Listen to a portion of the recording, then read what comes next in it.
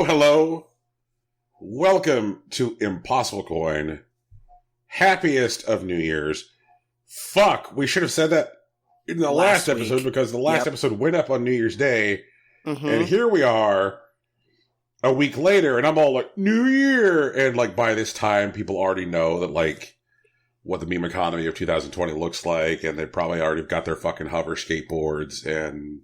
People can speculate on the meme economy, but it never lines up with anyone's expectations.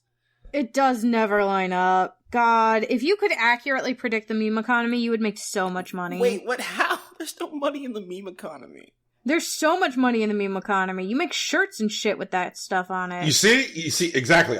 But gentle listeners, before we went live, I was just talking about cashing in on a current hot dunk on the internet. It may not be current anymore. Yeah, the meme economy is quick. And merciless. And merciless. Yep. Yo, also, like, what's up with that Arby's cosplay video? Can we talk about that just for like a second? Like, what's going on there? Y'all saw that, right? No. The cosplayer on the show did not see it. What? So the week before, the end of the decade or whatever, Arby's put out a video on their official Twitter where like two people in cosplay. I think it was a Japanese Arby's. I don't think it was an American Arby's. And they were like, doing like some cutesy cosplay stuff. And I was just like, what's going on right now? Also, they're characters from an anime I don't recognize. So there's that. But no one saw it. Just me. Okay. I want to know what the anime was. Hey, wait, no. I'm going to find the video. Oh, is it the two people in the Arby's? One of them has, one's the schoolgirl outfit with, like, indigo colored hair. Yeah. Saiki and Kokumi. Okay. But yeah, there was a video that was up. I guess it's gone now. And they were just replaced with these photos. I see that Arby's pinned tweet is that whole thing of, like, 2020. Yeah. And inside it says, don't sleep on Arby's. Arby's, I am definitely going to sleep on you. They make a decent pastrami if you don't have a close deli nearby. Yeah. In fact, we talk about ads here on Impossible Coin. Here's one. Arby's. Brian's never eaten there without vomiting. Arby's. Oh, shit. Arby's. Tegan doesn't like roast beef. Oh, man, I've never eaten the roast beef, so there's also that. Can I have something else instead? The curly fries are good. Arby's, the curly fries are pretty good. There you go. Hey, Arby's, pay me money to say nice things about you. I'll try your food if you pay me money. Arby's, pay me not to drag you. Pay me, that's extortion. Like, that's actually... No, you could, I'll drag you if you deserve it, but I would also actually try your food if I was paid to do so. Like, that is the business model of Yelp. I don't eat anything, so if I like it, that's like eat the menu. That's like the Try Guys Eat the Menu thing. Mm. So, we should explain who we are and what we're here to do today. We've got a Rocky Hardy here. Yeah, that's me. What's up? Yeah. And we have a Tegan Somerset here. Hello. That's me. Yep. And as near as I can tell, I'm Brian Cartwright. Sounds about right to me. Yep. And we are here on week 2 of a 4-week process where we talk about the business of 2019 in video games. We hand out some awards, we laugh, we learn. We sob to ourselves at night. We reflect. We decide to change the format halfway through the show. It's all good. We dance with the devil in the moonlight. Yeah. Yeah, it's a whole party we're having over here. Do we decide to change the format during the middle of the show? Not during the middle of the show, usually, but sometimes we will make changes to categories, which is fun. That's exciting. Yeah, I think that this it adds year... some spice. The changes have been more a gentle massaging and a light juggling. Yeah. Hey, this didn't quite work out last year, but we forgot to make that adjustment this year, because we're dumb. And a little visibility, gentle listener. In week 1, it was definitely a shoot and not a work that the Fire Emblem character of the year was created on the fly. We did not plan that ahead of time. That just happened. I feel like they knew. They could have thought it was all a gag, a gimmick. That's true. Yeah. That is a possibility. Yeah. It's also a possibility for us. We've done that shit before. Yeah. That's our brand. Yeah, it is our brand. Especially considering that year one of Game of the Year, there was a time when we recorded 2 episodes in the same day, and the second episode was lost in flames. We had to re-record it a different day. And I was like, what the hell? Burn it all down. Fuck this. And we had to re-record the episode, and Tegan was very, very upset because she was of a mind that essentially we should be treating the second recording as the performance of a scripted play. Yep, that was me. Yeah. Yep, that was accurate. Yep. Instead, it was just a run back. Yeah, and I was just like, why are we doing this? We already know who won! And so, was like, do we though? And there were categories that came out with different results. And Tegan I was really mad about that. I was really mad. Oh my god. I was like, this isn't what happened though. This is the inauthentic experience. And I recounted, it was like, imagine for just a second that every category here was sentenced to die and all had their sentences commuted. You know, like, everybody here's got another chance. Everybody here's got another chance. We've got to go back, Marty. You know, and I was just like, no, we don't. We're doing it exactly the same. Yeah. Tegan was trying to defend the timeline. I totally get it. Yep. That's the only thing I'm good at. Timeline where Nintendo. We live in the timeline where Biff got the sports almanac. So. Oh my god, fucking Biff. But speaking of Biff is what we might call trash. And today we have a very specific goal here on the show. We're Marty condoing this episode. This episode is Garbage Day. Oh my god. I don't like that voice. Can you do it again? Can you take that one again? I don't like that voice. Garbage Day. I like that one even less, but I'll accept it. Because that's garbage, and that's what this show is. Today is the garbage show. Hey, everybody. Oh, God. Welcome to Garbage Day, presented by Champagne Fresca. That's not Champagne Fresca's voice. Tegan, I was up all night drinking.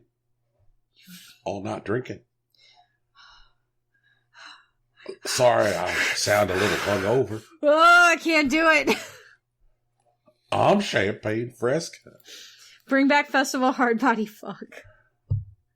I had me a little bit of a No. romance with the juice machine last night. You know how it goes. Still don't know how that goes. How do you romance a beverage dispensing unit? Please explain. I'm lost and confused. We're not here today to solve Champagne Fresca's romance with the juice machine. One of 2019's great mysteries. Oh my god. Just tell us. But we're here today because today is Garbage Day. It occurred to us during the week to do a small pivot, which is that there is a thematic cohesiveness to a group of our categories, which you might call the fuck this categories. Yep, fuck this. And those are categories which are designed to, like, express our disdain and our, like, contempt and overall our slow clap. It's like, here's your sarcastic slow clap. Don't worry, I upper decked your toilet and keyed your car. Fuck you. Now get out of my house. Then we would have upper decked our own toilet, Tegan. This is our second house. This is the second house. Yeah. This is a house we bought just to upper deck a toilet in. Yes. This is the house we take the hostages to. I want that kind of money. I want the upper deck in a toilet house. Today is Garbage Day, and so today we're going to talk about 3 things. Fallout 76 presents most reprehensible business practice. Spoiler, we're going to do a slight pivot in that category. Elon Musk presents dumb as shit. Again, spoiler, slight pivot. And then lastly, Square Enix presents biggest disappointment, no slight pivot. The two categories which are going to have a slight pivot are because over the course of the year, we found ourselves coming back to two things over and over again, repeatedly. Just without fucking fail for these two categories. For like a vague moment, just a small moment, I thought there was a chance that the Atari VCS might make a showing in Dumb as Shit. But as the year wore on, there were things that appeared to be clear winners in these categories. And I messaged Rocky and Tegan during the week, and I'm like, guys, it's going to come down to these two things. These things are going to win in these categories. There's just no way they're not. Why even pretend? And apparently, they agreed that they were such clear winners that they decided to go along with my notion. Like, yeah, we agree that these things are clear winners. Let us instead just spend this time dunking on these things. So I just wanted to check in with y'all, like, how much of this was y'all coddling me, and how much of this is y'all going like, yup, you're right, fuck these things, they are exactly as clear winners as expected. Fuck these things in particular. Yeah. Honestly. IMO. They're both garbage. And when Brian was like, let's do a trash day, I was like, ooh, you mean where we just dunk on stuff for an hour? I can do that. That's easy. Now, even though we are going to spend this time dragging these two particular things, I do just want to shout out the fact that Activision Blizzard did announce record earnings and then cut 8% of its workforce. Activision Blizzard, fuck you. You're garbage. That's emblematic of why the video game industry writ large is garbage. But fortunately, someone performed such an amazing magic trick. Oh my fuck. And concentrated such awfulness that that's what we got for you today, Activision Blizzard. Fuck you, get wrecked. We hope someone upper decks your toilet. I don't know how you upper deck the toilet of a publicly traded corporation, but I hope it happens. You upper deck every toilet in that building. We're developing the technology. Yeah. We're going to need some scientists. And, we need the people who invented cancel culture to come in and help. Cancel culture is not real. The number of people who are trash bags, who claim to have been canceled, who are continuing to be just fine, is amazing. Well, that's exactly what's happening here, too. Yeah. So, what we decided to do in Most Reprehensible Business Practices, more talk about a most reprehensible business practitioner. A specific person who, over the course of the year, in 2019, did the following things. Stole $20 million earmarked for completion funds for a video game, funneled it into his own LLC instead of the publicly traded company he works for, so that way he could give himself a payout. Forced the household staff of his home to watch himself and other wealthy people masturbate while they wore fancy costume ball masks in a private theater that he built for magic shows.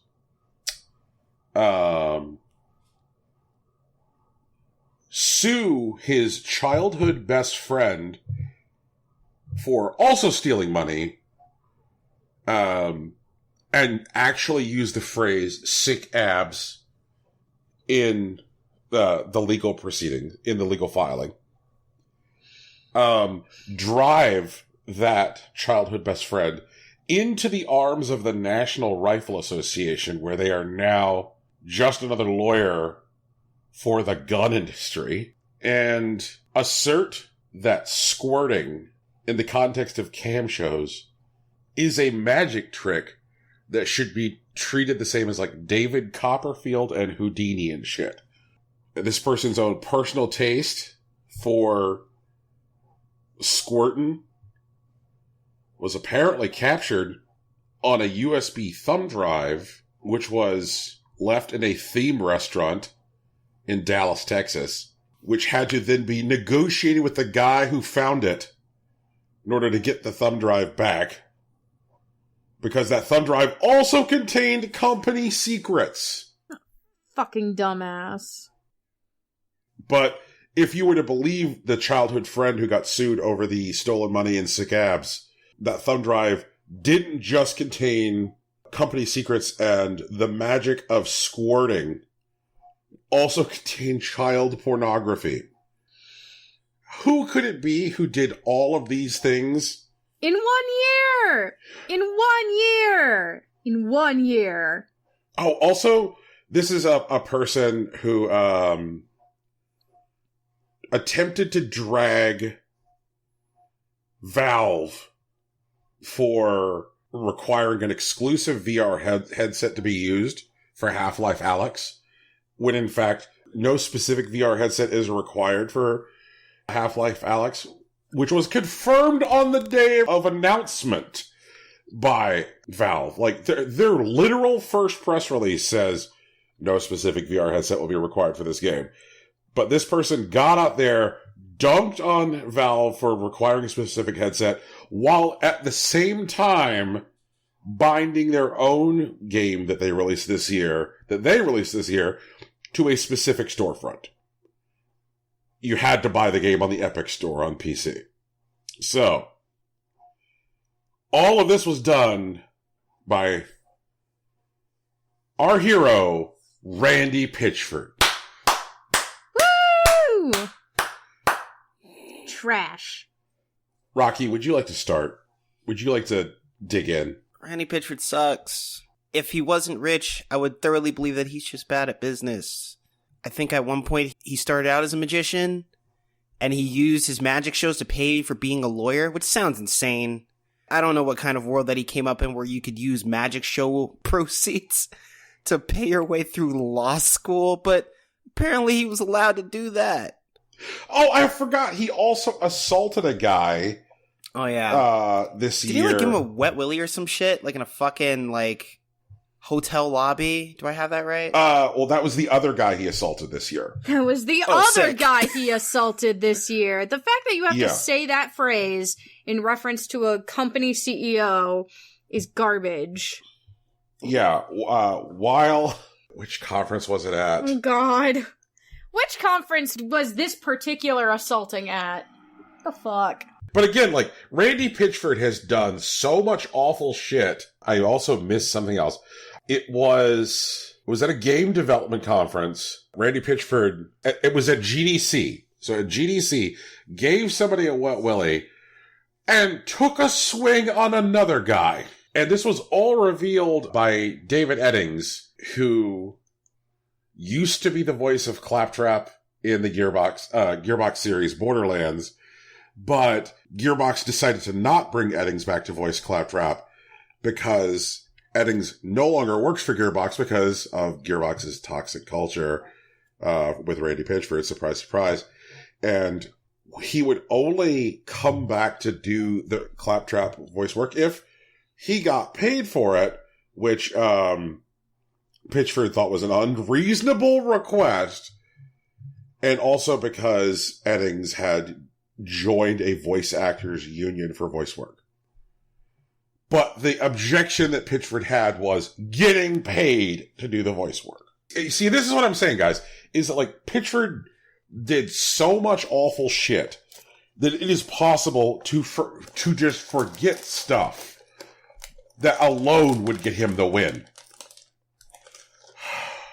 Rocky, continue.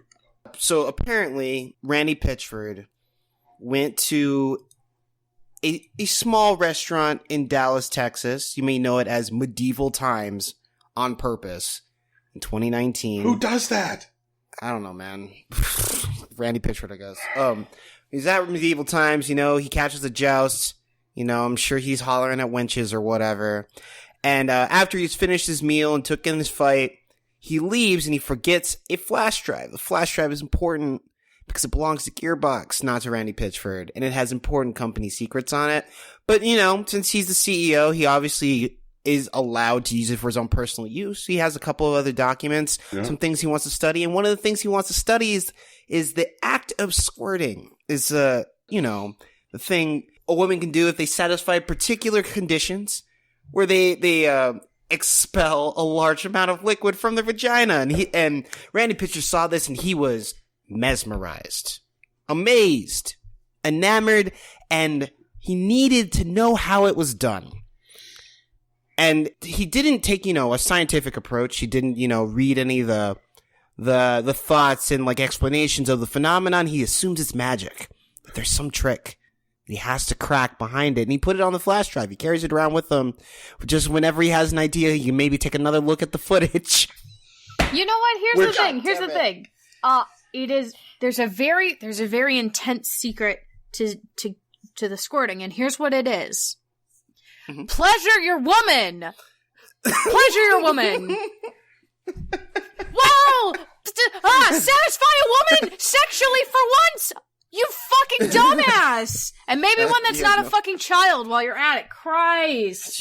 Yeah, that's right. There was also some concern that the cam girl, the subject of the video that Randy Pitchford had been studying, was of a questionably legal age, to the point where it was noted in official legal documents attacking Mr. Pitchford that he had child pornography as opposed to a cam girl show on his flash drive. Yeah. Not his flash drive, on the Gearbox flash drive. So, what I thought was great, and by great I mean the fucking worst. Sure. By great I mean everything is garbage. Was that even before this cam girl revelation and stolen thumb drive revelation came out as a result of, ongoing litigation between him and the guy with the sick abs, Randy Pitchford is the publisher of Magic Magazine. Ah, fuck. So now we're here. Okay. Yeah, I know. We started at the bottom, now we're just slightly higher. I think that we started at the bottom and now we found a new bottom, Tegan. That's a different direction. Oh, okay. We started at the bottom and now we're excavating. Yeah, that's right. Okay. I can get behind that explanation. And as the publisher of Magic Magazine, which looks a lot like, if I were to retitle Magic Magazine, it would be Cigar Aficionado for Even Bigger Douchebags. It looks exactly like that if you go look at it. So, Magic Magazine also ceased publication in 2016. But Randy Pitchford, in an interview, talked about wanting to bring Magic Magazine back so he could put this cam girl on the cover of Magic Magazine because he said that squirting is one of the best magic tricks he's ever seen. It's a real quote from a real man who walks this earth. And it has way more money than we will ever have. Yes! When you have the kind of money where you can have a custom-built mansion created and install in that mansion a theater to invite wealthy people to witness your own personal magic shows. Oh, no. What's something else you might do with your own personal theater, guys? Watch movies! I would watch a movie! I'd probably put on actual local theater plays or some shit. I'd like to watch a movie! Would either one of you force your household staff, including, butlers and maids, to stand on the stage while you stand in a creepy opera mask in the audience and masturbate? No! Honestly, that just sounds illegal. I think I would be arrested immediately. I'm not really sure why, Randy Pitchford's a free man. I don't really understand that yet. Because he has money. Does have money. I want money, I can do whatever the fuck I want then. Jesus. It's... This is stupid. He's stupid. What? Stop giving him money. His games are shit. Stop supporting him. Well, Tegan, he made Borderlands. People like Borderlands sucks. Pro tip: Borderlands bad game. It is actually a bad game. If I were to create a summoning spell where I could just make someone out of nothing, like where I just took a group of physical objects, put them into a sack, and then went like Tenebrae, and like a being was summoned from the darkness, made of these objects. Mm-hmm. I would put a copy of the writings of Adam Smith in support of capitalism. Mm-hmm. So I would put an inquiry into the nature and the cause of wealth of nations into the bag, a big rubber cock, a stupid top hat, a gimmicked deck of cards, and Xbox controller. I would put them all into a bag and say, Tenebrae! And out would come Randy Pitchford. He's a joke person. He's not real. There's no way he's a real human. Tegan. I can't believe that after all this. Honestly, you cannot convince me that Randy Pitchford is a human that exists. Okay, wait, actually, Brian, she may have a point. Have you ever seen Randy Pitchford bleed? Have you ever seen him not on a screen? Have you ever seen him exist? If you've ever met Randy Pitchford, please add us. Please, just tell us he's real. Tell us he's a fake. human being. Tell us he's a fucking robot. And he's designed specifically to show us the effects of late-stage capitalism. No fuck. Please. That'd be really funny. It's just a robot that Warren Buffett... You know what it is? It's like Warren Buffett and Bill Gates made a bet. It's like, we could probably make a fake, idiot. And, no one would ever question that he's real. And, Buffett's like, I could totally do it. And Bill Gates' like, nah, people would figure it out. And it's like, there's no way. And then they made Randy Pitchford just put him out in the world. I mean, there were various points during the year where, spoilers, obviously, guys, whenever we record, we don't just, 3, 2, 1, and then immediately record. We dick around beforehand, and we dick around afterwards. And I can tell you that through the course of 2019, there have been numerous conversations held by the host of this show where we're like, fuck, Randy Pitchford's just going to win this thing come January, isn't he? There's no stopping him. There's nothing we can do. He's an unstoppable force. And it started in January. That's actually the best part. Guys, he's been campaigning the whole year. He saw fucking Elon Musk in Fallout 76 last year, and he said, hold my beer. He said, wait a minute. I can do that. Yeah. That's all I gotta do. I can do that. And I remember in January, Rocky being the sober voice of reason. I was like, come on, it's only January, guys. It certainly is going to get worse than this. And we were like, you're right. And it's still Randy Pitchford. And then he kept fucking going. God. Someone pick him up from the bar and take him home. Get him out of here. Randy Pitchford. He's harassing the waitstaff. Can't stay here.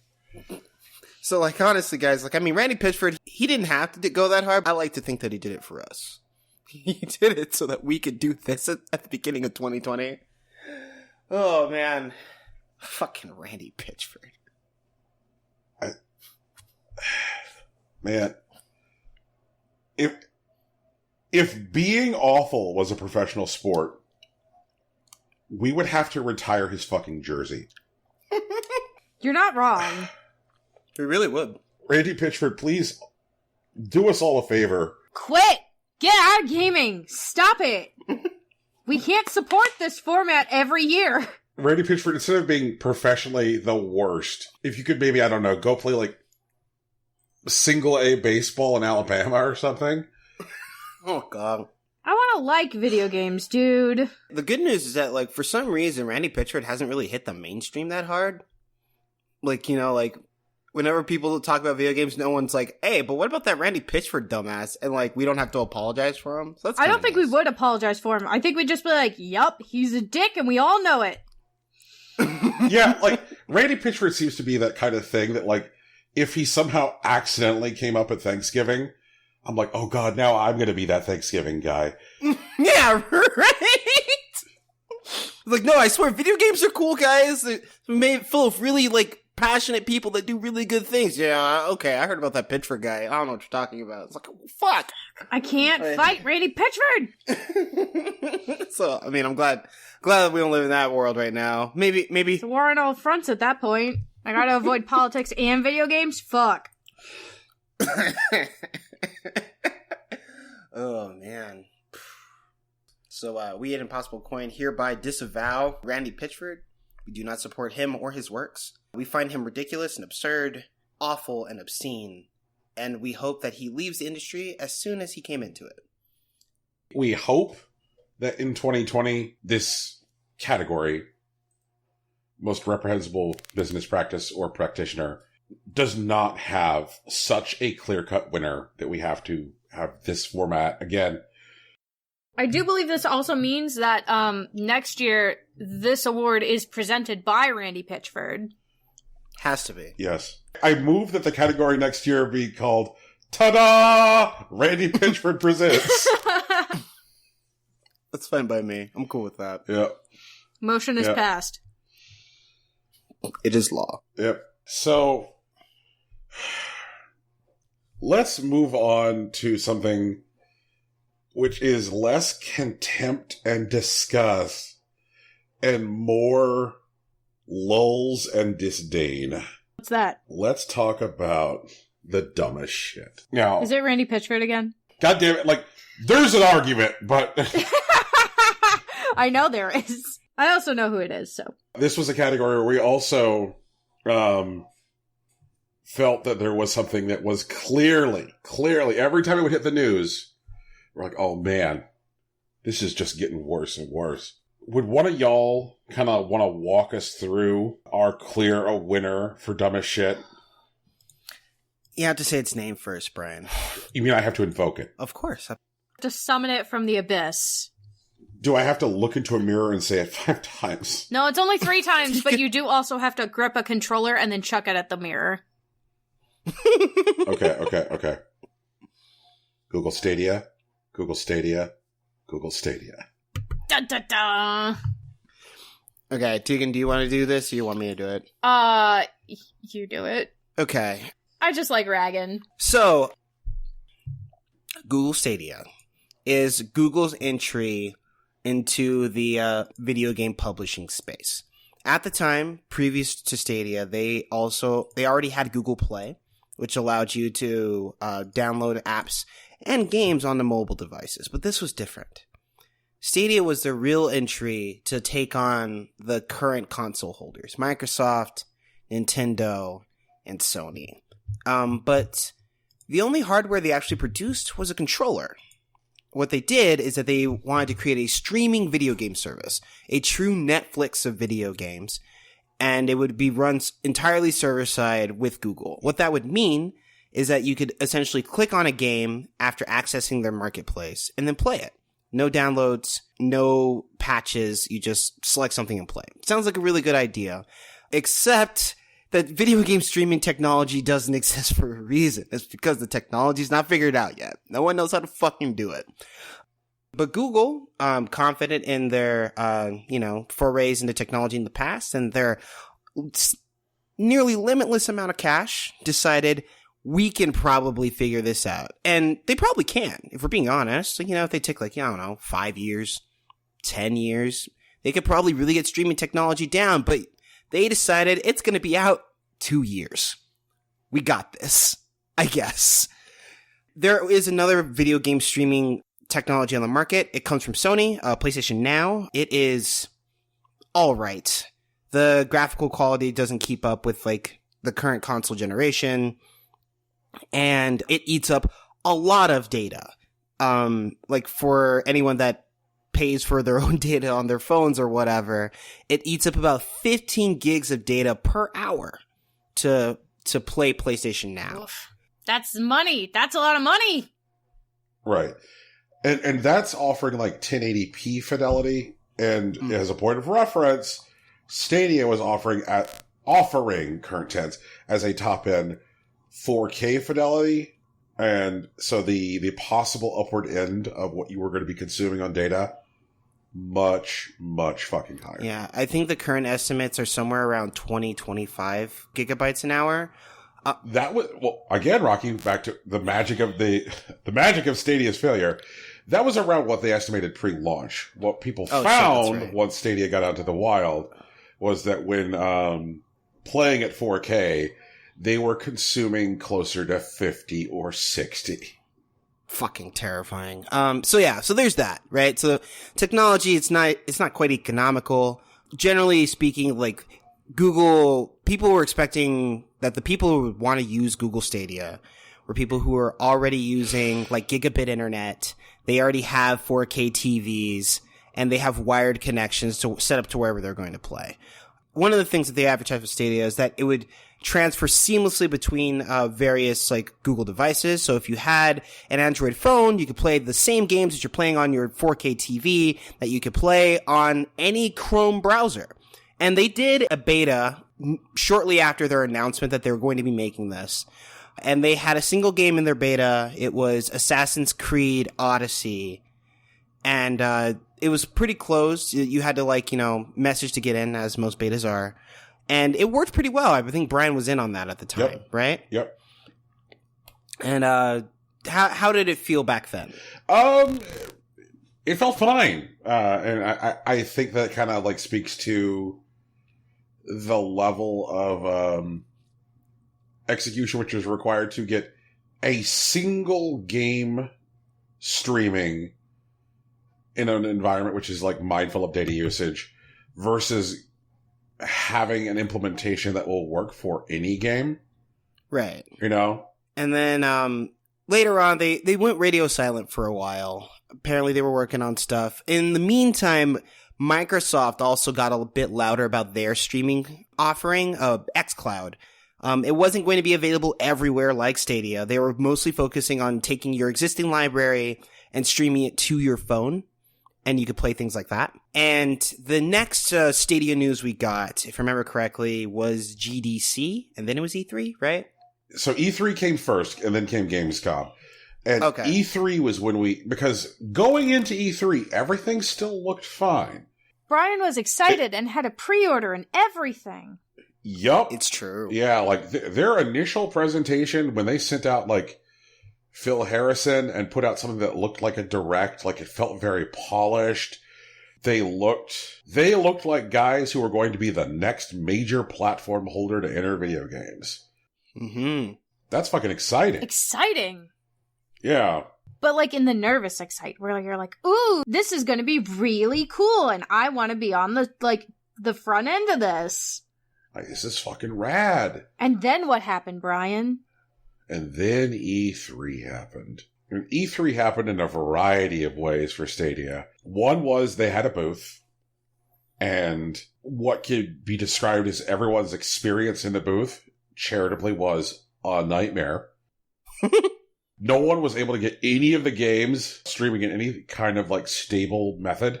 The streaming was just bad, didn't work right. Weird, chunky bitrate display of images, just like everything just looked totally, like meh.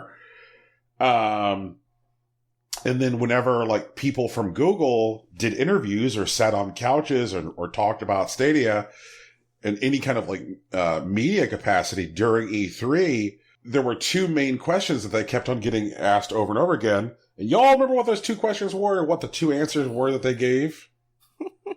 What about in places that don't have good data?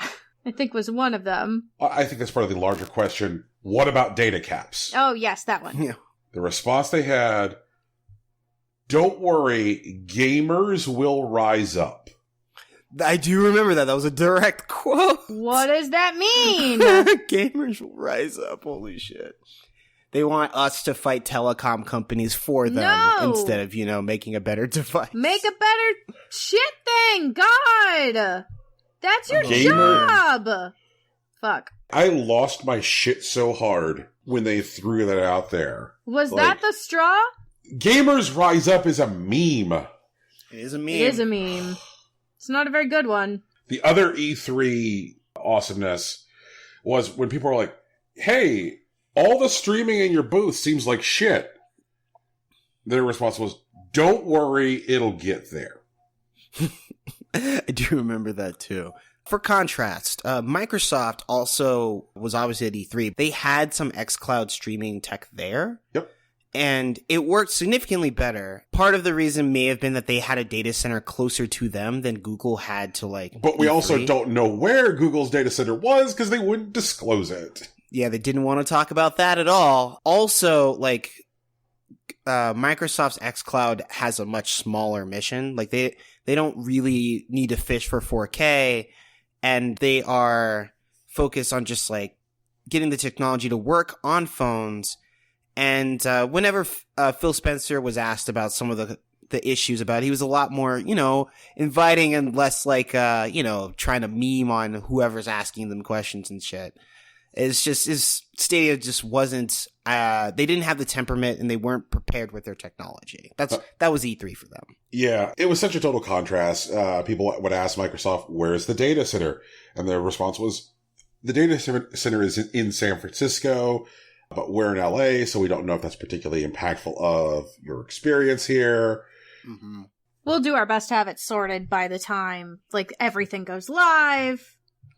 Yep. And they would talk about the level of signal interference that existed within the conference hall.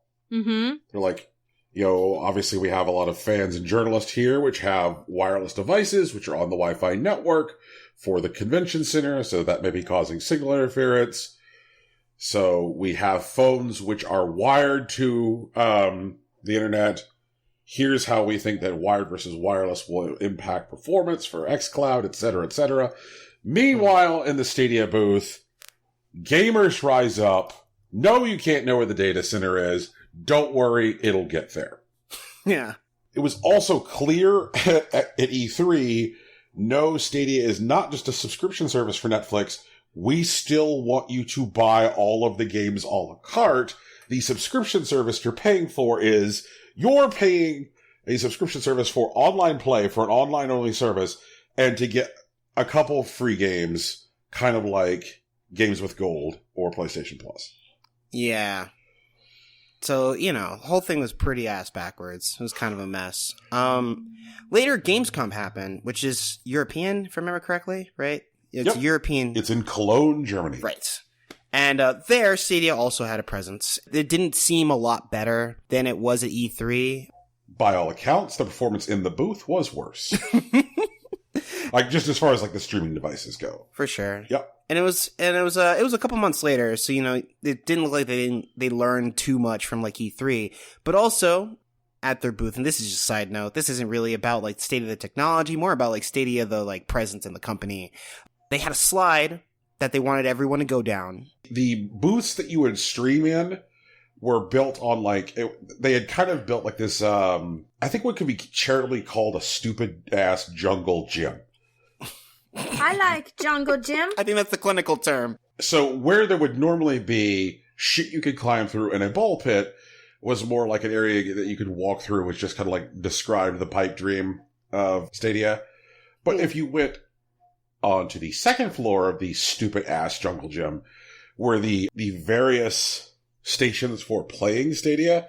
And I have a theory about why they put the stations to play Stadia on the second floor of their stupid ass jungle gym, which I don't think fully gestated at the time that Gamescom was happening. But I think the reason they did that was that some fucking idiot was like, if we build a 2-story installation, maybe we can get the streaming above the signal interference at the conference floor.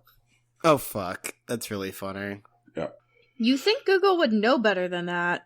Yeah, you'd think that You'd think. I mean, it is Google. Mm-hmm. Like, when somebody writes the Ultimate Stadia book in 20 years, Tegan, that's going to be the title of it. Stadia. You think Google would know better. But Rocky, continue with the punchline on this fucking jungle gym. Oh, yeah. So the jungle gym, right? They had it at Gamescom. You could play Stadia at a worse quality than you could play at E3. And they had a slide there, as most booths do at these types of conventions. They have, swag, stuff you can walk away with. In Stadia, they had t-shirts.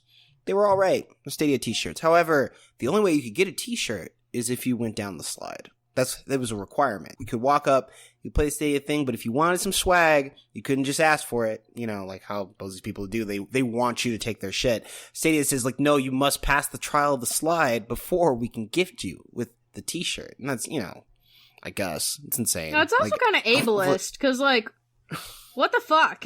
Yeah, like, I don't need to get up there. Like, what the fuck? Just give me the t-shirt. Like, you don't want the free advertising? It's just a t-shirt. I just want it. I need a second shirt, because everything's all sweaty and gross. And, dear listener, I don't want you to get confused. This isn't like a soft suggestion from, like, Stadia or anything. There were definitely people that were, like, both gently asking and also, like, just over the shit. And they just wanted the t-shirt, and Stadia just wouldn't give it to them. They weren't going to do it. That was their line. Like, it was the hill that they were willing to die on. You don't get a shirt unless you get on the slide. And, Jesus Christ. I don't know. It feels indicative of the whole process. Like, if you want to play the good games, you're paying $60 like everyone else, but you're also paying a subscription fee. Like, the whole shit. Like, it's just like it's another red flag in a sea of red flags is maybe don't fuck with Stadia. Don't bother. It's not worth the trouble. My favorite part of the Gamescom mess. Coverage. Let's be polite. Well, I think I will be taken. Okay. Was, they had about 120 or so, test stations on the second floor of it was a big ass jungle gym. Like, for reference, like, Gamescom is the world's biggest gaming convention. It's like, take something which is the size of like 4 or 5 E3s, because it is for a long time been both a press and fan event. And man, oh man. So they got their 120 test stations on the second floor of their jungle gym. And when most of them just stop working, they still tell people that they have to go down the slide. So people go up there, can't even fucking play Stadia. But if you want the Stadia shirt, even though you couldn't test Stadia, you still have to climb up this fucking jungle gym and slide down the goddamn slide. Like, I can understand some idiot writing a process document for the people working the booth that said something in it like, after fan slide, rides down slide, give shirt. And like, people who are working in the booth are just such slaves to the process document that they can't even break themselves from it. But that people couldn't even test the service. There was a point where like something like half or so of the test stations didn't even fucking work. And they were still making people go down the slide. Is amazing to me. It is absolutely perfect. It's this whole slave to this idea, talking about like trying to be ready to go live with a gaming streaming service in 2 years or less, and having a plan and being a slave to that plan and being like, the plan is to make people go down the slide. And then it didn't work. It didn't fucking work. Oh, God, but Rocky, continue, because they kept on shitting the bed. So, the Gamescom happened, I want to say in August. Mm-hmm. Time is weird, guys. Time is so weird. Later on, when we got closer to the actual Stadia release, which was supposed to be in, late 2019. Yep. Google did their own sort of Google Direct in early November, right? And Google started basically filling in the blanks for some of the things that they didn't actually say in March. So, first off, if you want to play Stadia on a TV, you need a smart TV, but you also need a smart TV with a Chromecast Ultra. That Chromecast Ultra is how your TV was going to communicate with Stadia servers. You could also do it on any Chrome browser. They still said that. But as far as mobile devices, you could only play on the Pixel 3 phones at the time. Android, like true Android support would be coming later. That's what they said. So on day one, you needed either a Chromecast Ultra, I guess you'd need okay, let me take a step back.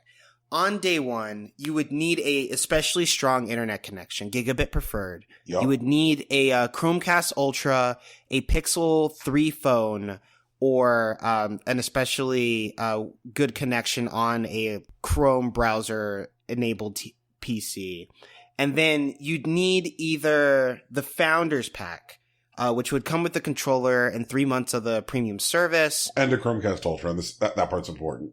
And the Chromecast Ultra, that's right. It did come with the Founders Pack. Or you just had to stick it out until the free version would come out in 2020. At launch, there were going to be roughly, I want to say it was like 23, 24 games at launch. The plan was 20. Uh-huh. Yep. And most of those games were already released. If I think notably there were like 3 Tomb Raider games on that launch list. Yes. Yeah. There were a couple exclusives. Like I think there was one? Guilt. That was it. Sworn there were damn, that's right. They did shave that. Yeah, so Guilt was the main exclusive, or the only exclusive on Stadia that was going to come out at launch.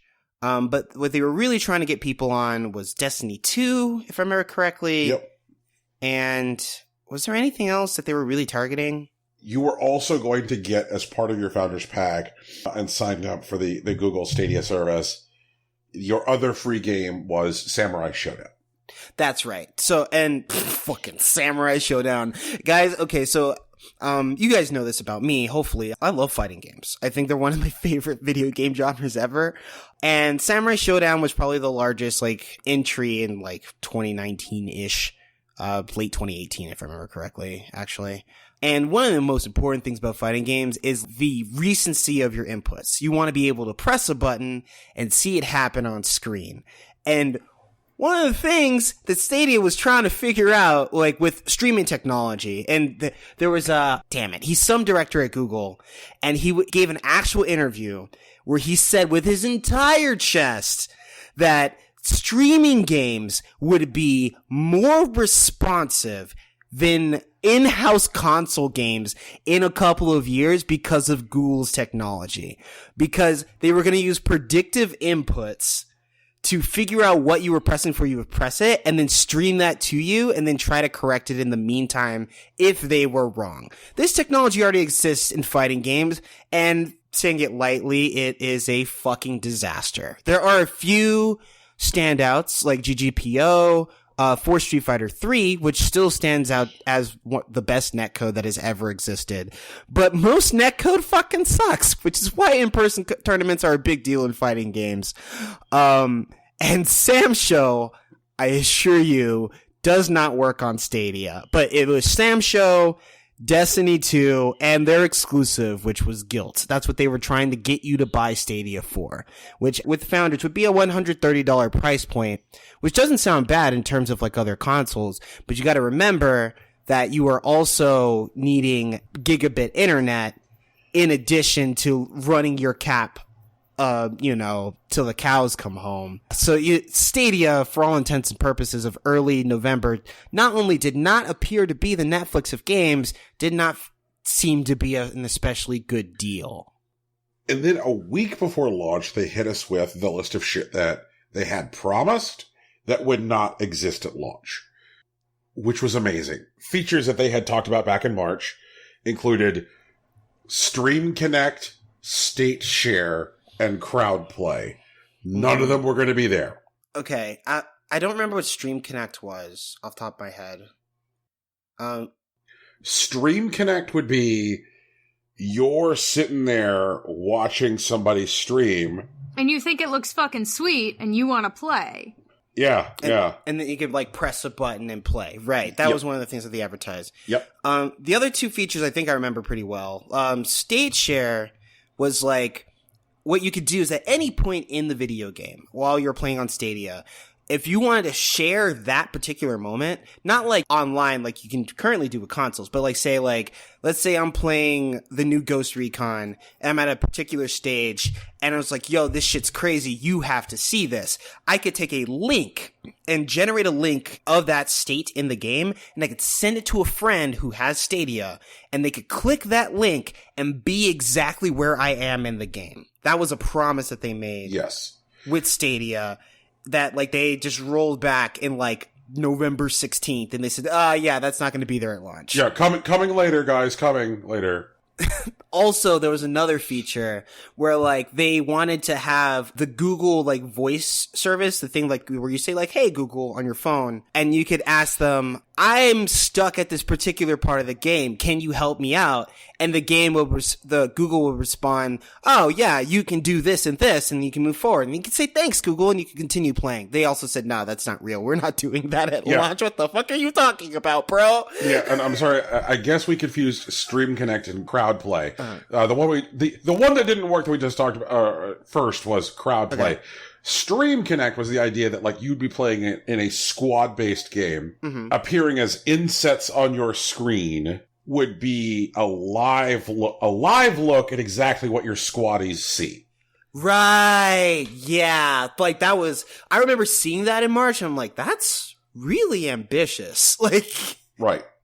And the thing is that conceivably, and this is the part which is irritating, conceivably, just based on what they're doing, that should be one of the easiest things they're doing, because all you really are playing with Stadia is just like a video feed.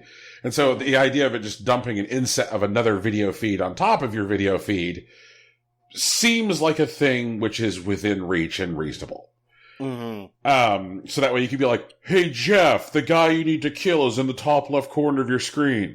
Seems like it's within reach, but they're like, "Yeah, nah, it'll be coming sometime next year." You gotta remember, they were also really preoccupied with the task of just getting Stadia to work. Right. So about those Chromecast Ultras that Rocky mentioned. Mm-hmm. So also, a week before launch, they announced, "So we know that you said that in order to play this thing on a television, it's going to require a Chromecast Ultra. Here's a little bit of updates on that. Even though we require you to use a smart television, the Chromecast Ultra, when using Stadia, will not be able to draw power from the HDMI port, which it normally can." That's right. You will have to separately plug in the Chromecast Ultra. Oh my god. I do remember that shit. That was stupid. God. And this whole thing was a cluster. And this is my favorite part. The only Chromecast Ultras it'll work with are the ones shipping in the Founders Packs. Yeah, so like if you like say, "Oh, well, Chromecast Ultra, I've been meaning to get that. I'll just grab one at Best Buy and I'll use that for Stadia." They said, "Nope, those aren't ready. Those aren't the right ones. We'll send you the right ones." We have to push an update to make it work for those. And I have to wonder what's going to be involved in that update, because when people finally did start getting Stadias, Chromecast Ultra started overheating left and right whenever people were streaming. Yep. Other things that they said they couldn't deliver included an achievement system. They said, "Don't worry, the achievement system is written and created. We just haven't implemented it yet. And we're tracking your achievements in the background. So you'll just have them."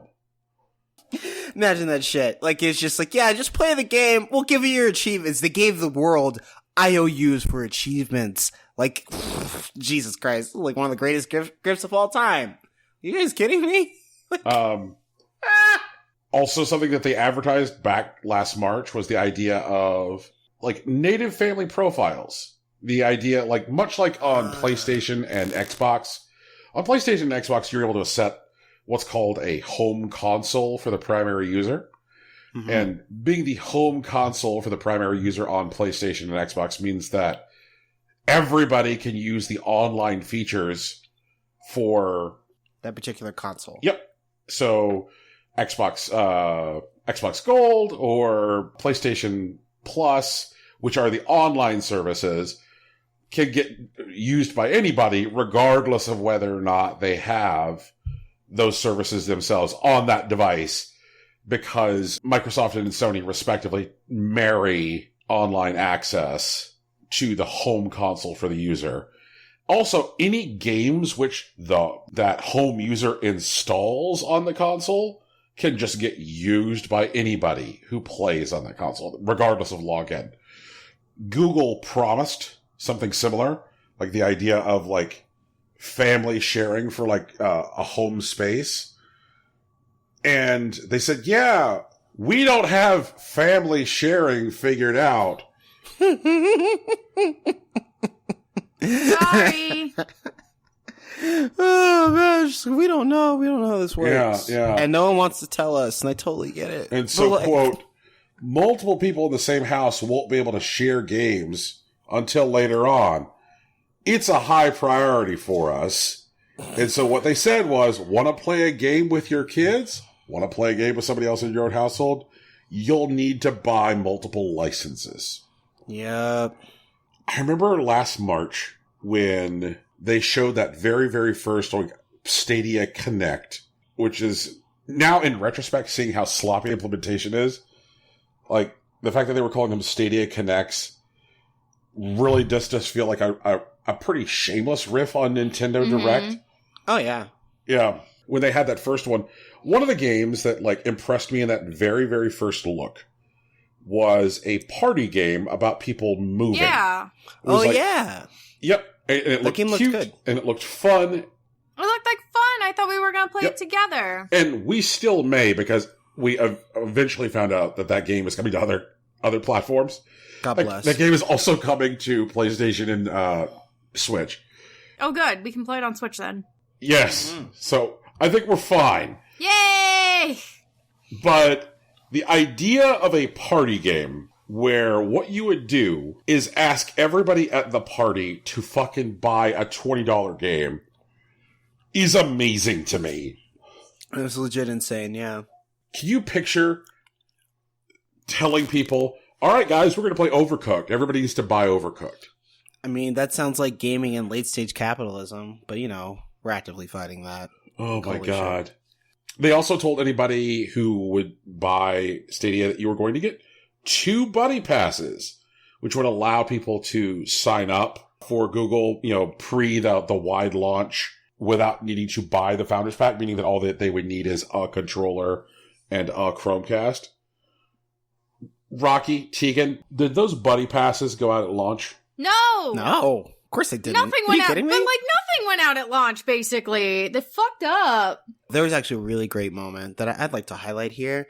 So, with Founders Packs, they want you to be ready. That's the smart idea. They're whenever the system launched, I think it was November 16th, they wanted you to be like, hey, November 16th, you pay for your Founders Pack and your stuff is already ready to go.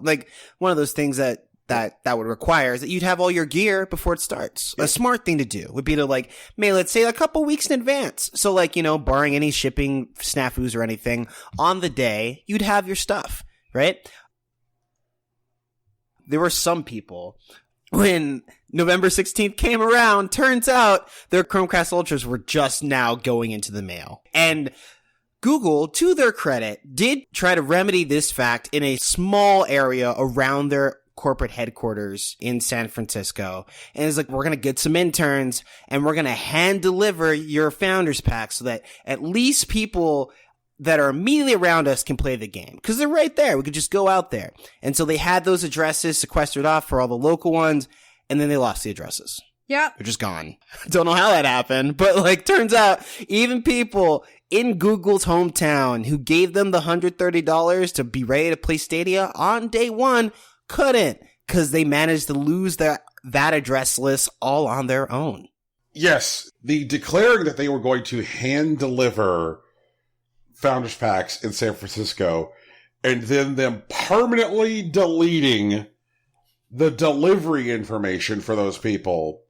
So that way they had to send all of those people follow-up communications saying, oops, we lost your address. Where do we bring your Stadia? Stupid. Ridiculous. Absurd. Wow. What a goddamn time. Tegan, pretend I'm Domino's Pizza. I love Domino's Pizza. You be Tegan, I'll be Domino's. Okay, I'll be Tegan. I'm good at that. I can be Tegan. Okay. Ring, ring. Tegan, for some reason your phone is ringing. Oh. Ring, ring. I'm picking it up. Hello. This is Tegan. Hi.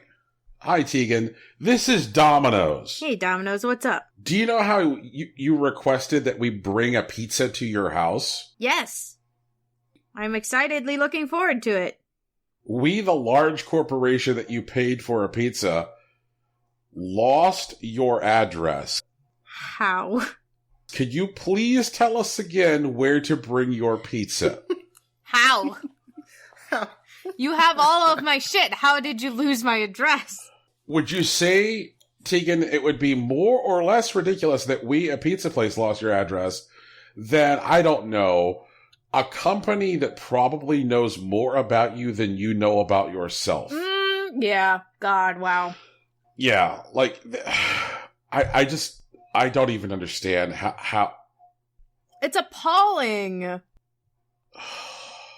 Is this what late stage capitalism is? Just like people fucking up and then not getting in trouble for it?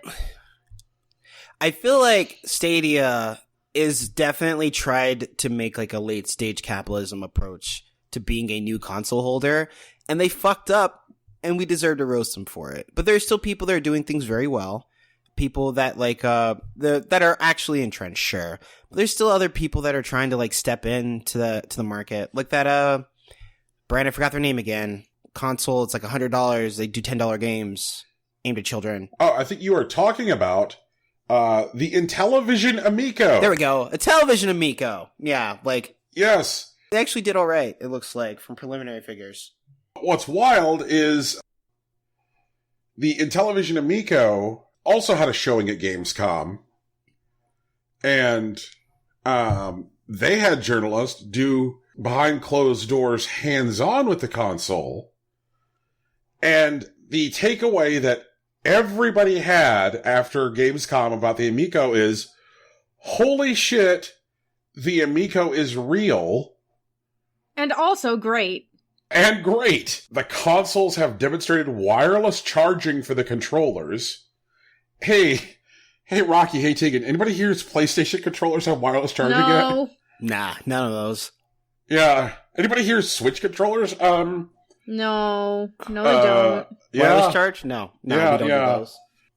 Television's fucking wizardry out here. They have dude. magic. That's real magic, Randy Pitchford. That's real goddamn magic. Fucking piece of shit. And so, like, and television was out here saying, like, okay, we're going to do X, Y, and Z, as design principle and objectives for our platform. Our games are going to cost X. They said that no game could cost more. They set a cap. No game can cost more than $15, and no game at launch will cost more than $10. And we went, That's a pretty pipe dream right there. Honestly, it might work out. There's definitely a market for it. Oh yeah, for sure. The Playdate is also a really good example of like entering like the game manufacturing space. And like, what was that other one? The people that make the Mega and the Super stuff, Super NT, Mega SG. Yeah. God damn it, Analog. There we go. Yeah, Analog. Analog is doing good stuff in late stage capitalism. They're making solid hardware. They're not making software right now. But the thing is, like, if people are still making like new fucking Sega Genesis games because this shit's entered public domain, like that hardware is gonna have a place in this world. And so, like, I don't know. I think we're in a good spot. Yeah, I got 2 new Sega Genesis games this year. We're in a fucking spot, that's for sure. Yeah, like Tanglewood, which was a great platformer, and Xenocrisis, and Xenocrisis is probably, Tegan, how last year you were like, oh god damn it, like I really wish I had talked about Game X during Category Y. Yes. That's me every goddamn year. I'm like, wait, I forgot this game came out! I'm an idiot! As soon as we were done talking about music, I was like, Jesus fucking Christ, I did not talk about Xenocrisis. Oof. Yeah. Rip Xenocrisis. Shoutouts to Xenocrisis. A absolute banger. Also, if you like top-down arcade-style shooters, if Smash TV was a good time for you, then please play Xenocrisis. It's super good. The sprite work is great, and it does that crunchy Genesis shit real good. But back to the idea of like new platforms, because like the Analog Pocket, which is scheduled for release this year, is like it's a revival platform for like old consoles. But like the Playdate, new platform, a bespoke. It's like the McSweeney's of consoles. The what? What? This is not meant as a dig. It's an idea that like gaming hardware has now reached a point that it can have a McSweeney's. What's a McSweeney? McSweeney's is kind of like a hipster magazine. Oh, okay. With like hipster writing. And like the idea that the Playdate is going to be a console that will launch with 20 games that come out once a week, and you'll get all 20 games as part of the purchase price, is a pretty boutique and hip idea. It's like turning a game console into a magazine subscription. Ah, okay. Which is a very interesting idea. I am going to get a Playdate, because part of the pitch of the Playdate is that you should be able to mine the game from each week in the course of about a week. So that way, when next week's game shows up, you are ready to dive into next week's game. What a cool fucking idea. That's great for our weekly show format, also. Brian's gonna have so many games next year. Yeah. Rocky, he's gonna have so many games. I'm happy for him. I hear he likes games. But I also want to shout out somebody else who, like, low-key entered the gaming platform race this year, but didn't even get out there and, like, Kanye about it. Mm-hmm. Which is that this year, all of the behind-the-scenes moves that Apple was making, where they were bringing in people who were in third-party development for Sony and Nintendo to join their third-party development division for Apple Arcade, came to fruition when they launched Apple Arcade, which was like, hey guys, what if Apple had a games subscription service, but instead of being like 2 free games a month, what you got instead was access to a library of over 100 games, with games being added each week. And those games all had cloud saves and cross saves, and they all had versions for iPhones and tablets and Macs and the Apple TV set-top box. And then fucking Apple did that. I mean, I fucks with it. Like, all these games run on all those devices. And because they were out there working hard for third-party development, they launched that service with 80% of the games being exclusives. Exclusive. And it's not even like they... I mean, they launched with a new Shantae game.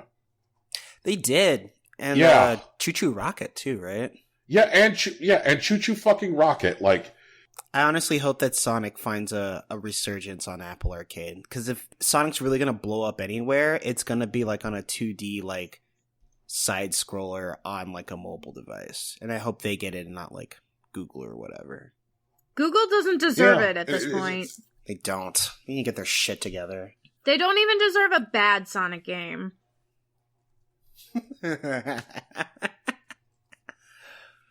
Oh, man. And one of the games that we talked about in week 1 that came up in multiple categories was Sayonara Wild Hearts. Rocky, where did you play Sayonara Wild Hearts? I played it on PS4. Okay. And I played it as part of Apple Arcade. Mm-hmm. It was a game that was available on Apple Arcade at launch. In fact, when Sayonara Wild Hearts launched, it launched on Apple Arcade. You could play it on Apple Arcade before you could play it anywhere else. That's true. Yes. Yep. It's absolutely nuts, like the exclusives and timed exclusives that Apple booked. And when they launched Apple Arcade, it felt like a contrast to the way Google launched Stadia, because Google got out there and like they front loaded the message, we are a platform, and asked to be judged as one. And then we did. Like, guys, Stadia sucks shit. Like, there is no way around it. They royally fuck up. But like, Apple put out Arcade, and it was just kind of great. Well, one thing that I do want to like highlight here, I do think that video game streaming technology will be important for the future of video games. And I still think Google can figure out streaming. It's just going to take a lot longer than they're pretending that it will.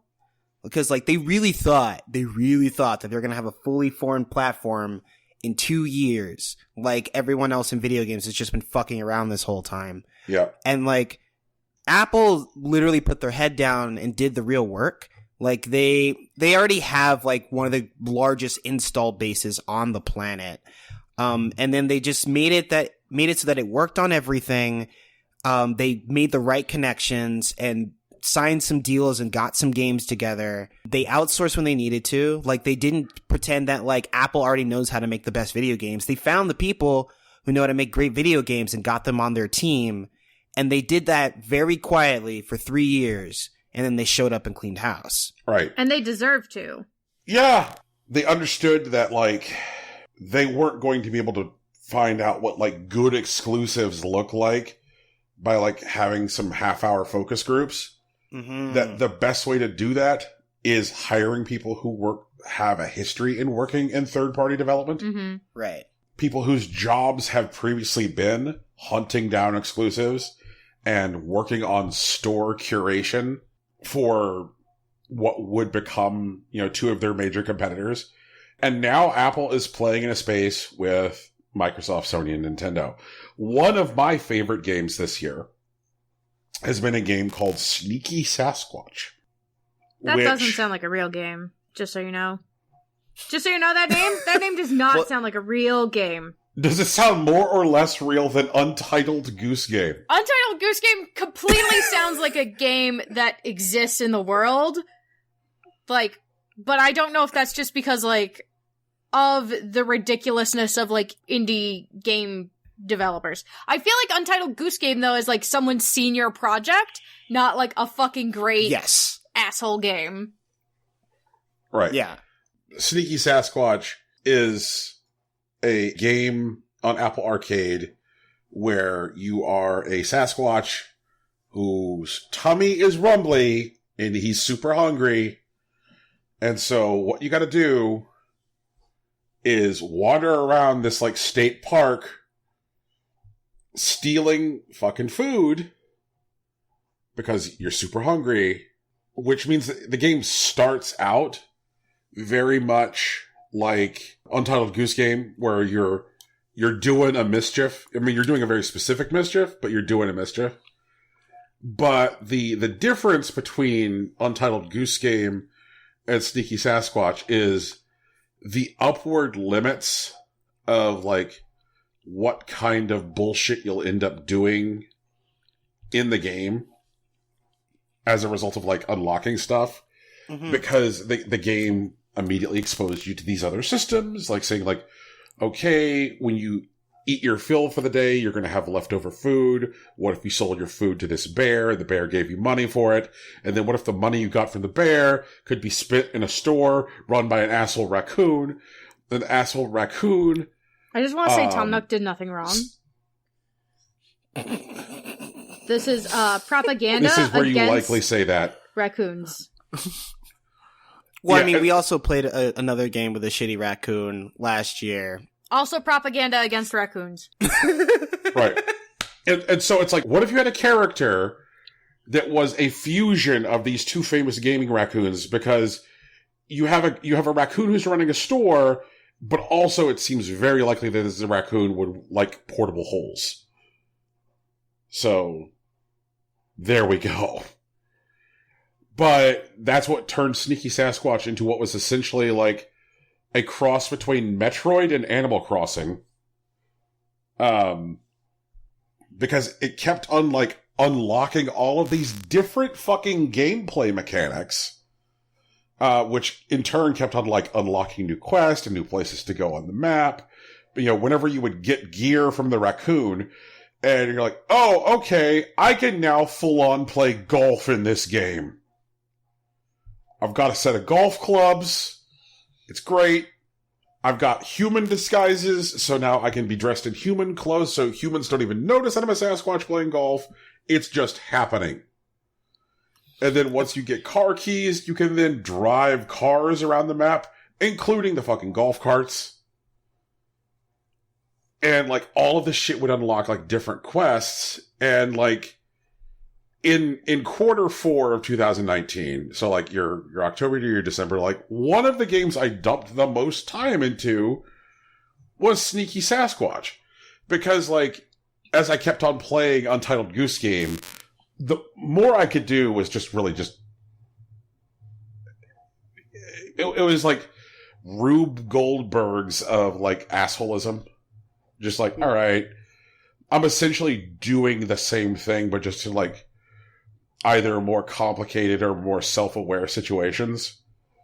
But in, like, Sneaky Sasquatch, I was, like, unlocking side quests, making friends, doing favors for characters, Animal Crossing style. Like, all kinds of shit. In addition to eating lunch, which I stole. Eating a lunch, which I took. Okay, Yogi Bear. Okay. And this was entirely indicative of, like, how savvy, like, that third-party development was for Apple, because somebody at Apple at Arcade was like, this game's fucking great. We need to get this to be an exclusive on our store. I also feel like an essential difference between Apple Arcade and Stadia is that Apple looked at the market and said, you know what? Other people have controllers figured out. Right? You know what? Jesus! Some of these gaming companies, they have some experience designing controllers with which to play the game. It's like we know a little bit about online inputs. There are some people that have done that well. Certainly we don't have to do this from scratch. Like, it's just... So what about we just push an update to all Apple devices that allow you to run Xbox and PlayStation controllers natively? Ooh. That sounds like a lot less work for us. Jesus. Yeah. So we can just say to our customers, hey guys, do you already have a Xbox and or PlayStation controller? The answer is probably yes.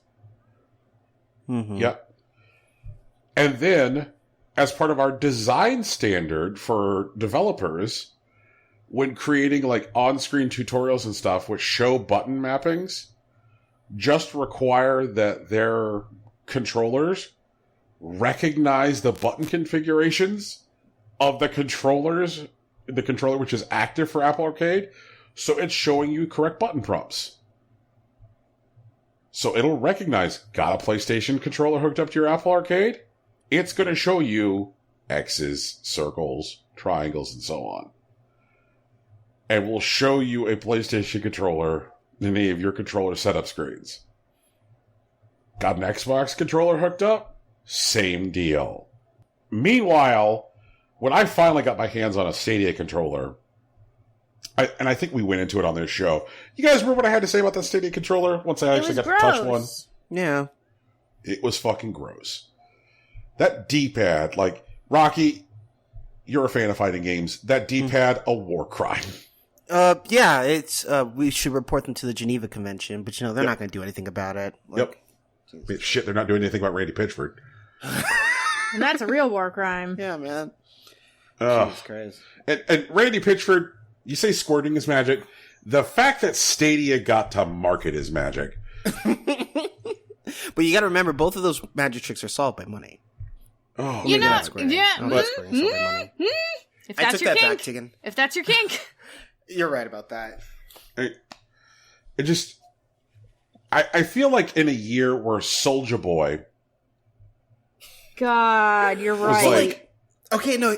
So here's the thing: like, Soulja Boy tried to put out a console But like he was selling Chinese knockoffs, and honestly, like this is how I know that Soulja Boy has zero friends, right? Because like those Chinese knockoffs have literally existed for decades. They've been around.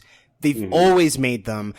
And like there's definitely people who have more money than Soulja Boy that are not selling those knockoffs in the States. And there's probably a reason why, right? Like there's like otherwise it would just be free money. Like he was putting like $100 markup on them, and it's like, yeah, like it's because people won't buy them, or maybe it's possibly illegal, or maybe Nintendo just happens to be incredibly litigious. But like, he didn't ask any of those questions, and like that happens, you know, like you can't expect one man to not to know everything, but no one on his team thought that that was potentially weird, that this was going on. Like someone needed to talk to him. Like, Soulja, I understand that like this looks like a good idea, and maybe we can do this in a little small thing, but we can't put this on a public website. There's just no way so many people will pay attention to it. Like, there's a reason people don't do this, and like, we'll go do the research, I promise. But like, no one did it. No one did the research. No one talked to the man. Like, it's just, oh god, I'm upset about it. But like, this Stadia is definitely dumber. But I'm especially mad at Soulja Boy and the people that he keeps around him. Yeah, it blows my mind that in a year where Soulja Boy was like, I'm going to release a video game console which is just going to be one of those Alibaba Chinese knockoffs. In a year where that fucking in a year where Atari has still managed to not deliver their vaporware Atari VCS. And you guys remember when earlier this year Atari did an interview with a press outlet, and then the interview came out and Atari said, they lied. None of our answers are what they said they are. And the press outlet just released the audio. Yeah, I seem to recall that happening. Oh man, it was like in Congress when like I think they had Candace Owens, and she was saying like, I never said that, and like the congressman literally takes out his phone and puts it up to his microphone and lets it play so it can be on the record, and I'm like, come on, like I'm sitting right here, like. So in a year where Soulja Boy, you know, tried to release an Alibaba machine, and in a year where Atari pulled the I'm sitting right here, Google managed to shit the bed bigger than both of them. Well, it's not, so I want to maintain, it's not one bigger shit.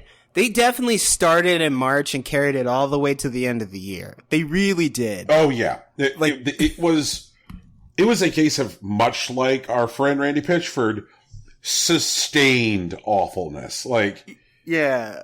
And to be fair, like, I think it's not started in March and carried all the way through the end. And I think that's part of why we're angry, is that, like, when they did their little conference, I guess about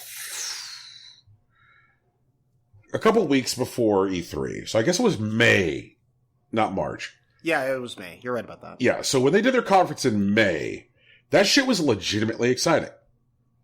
Like, I remember there was a week where we were recording, and, like, before we recorded, I hopped on and I said, Tegan, have you watched the Stadia presentation? And I said, no, do I need to? And you said, absolutely. And I was like, holy shit.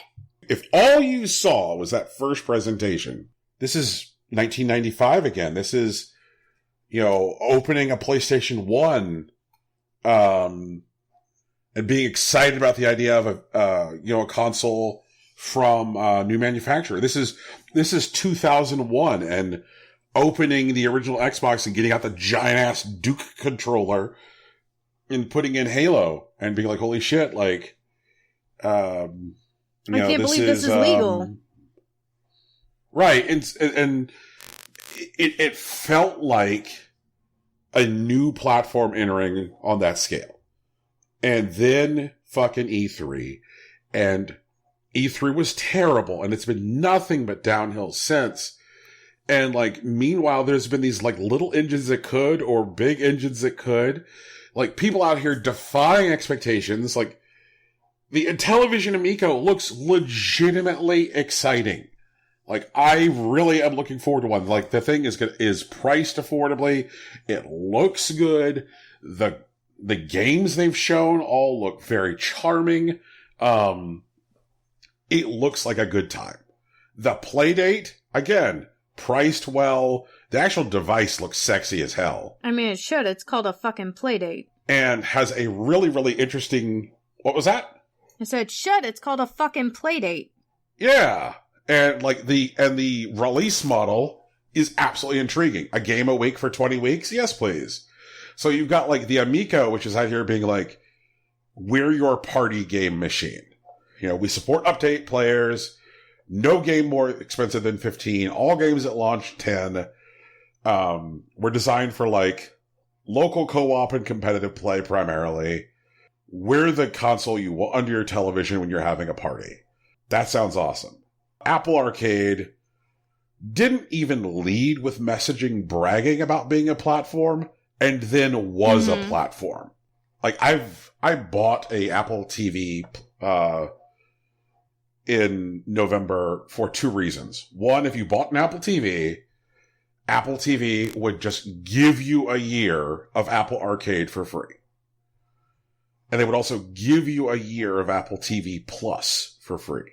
Man, like what an absolutely great way to like ingratiate yourself to customers and let them learn your value proposition. Because now I've got a shit ton of really good games downloaded on my Apple TV. And what has Stadia done? What the fuck have they done? Other than tick you off? Other than be like... They have spent the year being like the butt of our jokes. So congratulations, Google. Ride down your own slide and go fuck yourself.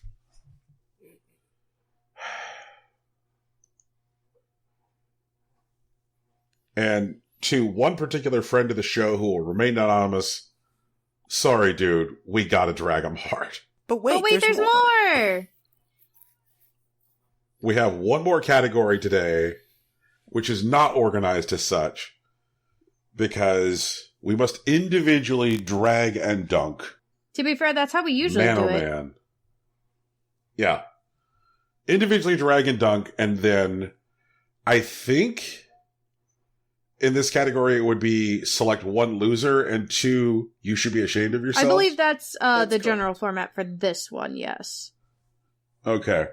So, ladies and gentlemen, welcome to Biggest Disappointment.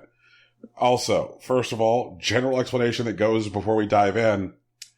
With Biggest Disappointment, this isn't necessarily worst game. This is scale of expectation to what was ultimately delivered. Tegan, would you like to read the nominees for Biggest Disappointment? Absolutely. So, in Biggest Disappointment, we have Mario Kart Tour, Dota Underlords, Kingdom Hearts 3, Super Mario Maker 2, Star Wars Jedi The Fallen Order, Gears 5, Devil May Cry 5, Anthem, Far Cry New Dawn, and Cadence of Hyrule. Sounds like we've got some good discussion in there. Whew. I don't know, like, I heard so much good stuff about Devil May Cry 5. I'd like for someone to explain to me why Devil May Cry 5 was a disappointment. Devil May Cry 5 was very much a Devil May Cry game, but it could have been more. We wanted more. Bigger. Better. More explosive. More bullshit. And it was just short. I just wanted more game, and there wasn't enough game. More game. More Devil May Cry. More bullshit. But no. Alas. Cut off in its prime. Okay. Did you want a Devil May Cry game that was, like, say, more like Astral Chain or Bayonetta? I guess what I'm saying is were you ready for Devil May Cry to be a Platinum? I was ready for Devil May Cry to be like a 60-hour hack and slash fest, and instead it was like slightly clunkier controls than normal, especially effective, like, showing themselves in the hard modes, and then, like, not enough for the price point. No, I see what she's saying. How Long to Beat has Devil May Cry 5 as a 15-hour game. Yeah. Yeah. Yeah, and like main story campaign, 10 to 15 hours. And like at a $60 price point for a game like Devil May Cry, which is where you run around and beat up everything, even if you have like 5 difficulty modes, like, and you decide to play all of them, like, it's still like a 10 to 15 hour main story for like that game. And I could see why that would be disappointing. And I just checked how long to beat for both Bayonetta and Bayonetta 2. Because I feel like these are, just as far as like modern gaming goes, analogs to Devil May Cry, because they are character action games where you're doing elaborate combos and dodge bullshit. Like the gameplay argument, the thing you are doing with your hands is very similar with these games. And Bayonetta 2 and Bayonetta are 11 hours and 9 hours respectively for the main story. But I have never felt cheated as far as my time goes by a Bayonetta game. Know what I mean? Like, I got to the end and I'm like, I got my bang for my buck. But it sounds like with what Devil May Cry 5 had on offer, you get to the end and you're like, eh. So, if Devil May Cry 5 is gonna live longer... It wasn't long enough! Why would you let it live longer? Well, I'm just saying, like, if you're saying it's disappointing enough, Tegan, that it should be on this list longer... I'm just saying it's disappointing because I wanted to play more of it and there wasn't more to play. Like, it doesn't... Devil May Cry doesn't have a huge, like, replay factor. You know? Because, like, you see all the stuff. It's fun, for sure. But, like, those 15 hours are over, and now what do I do? How do I spend the rest of my time that I wanted to spend on the $60 game when I'm at a game that I spent $60 on?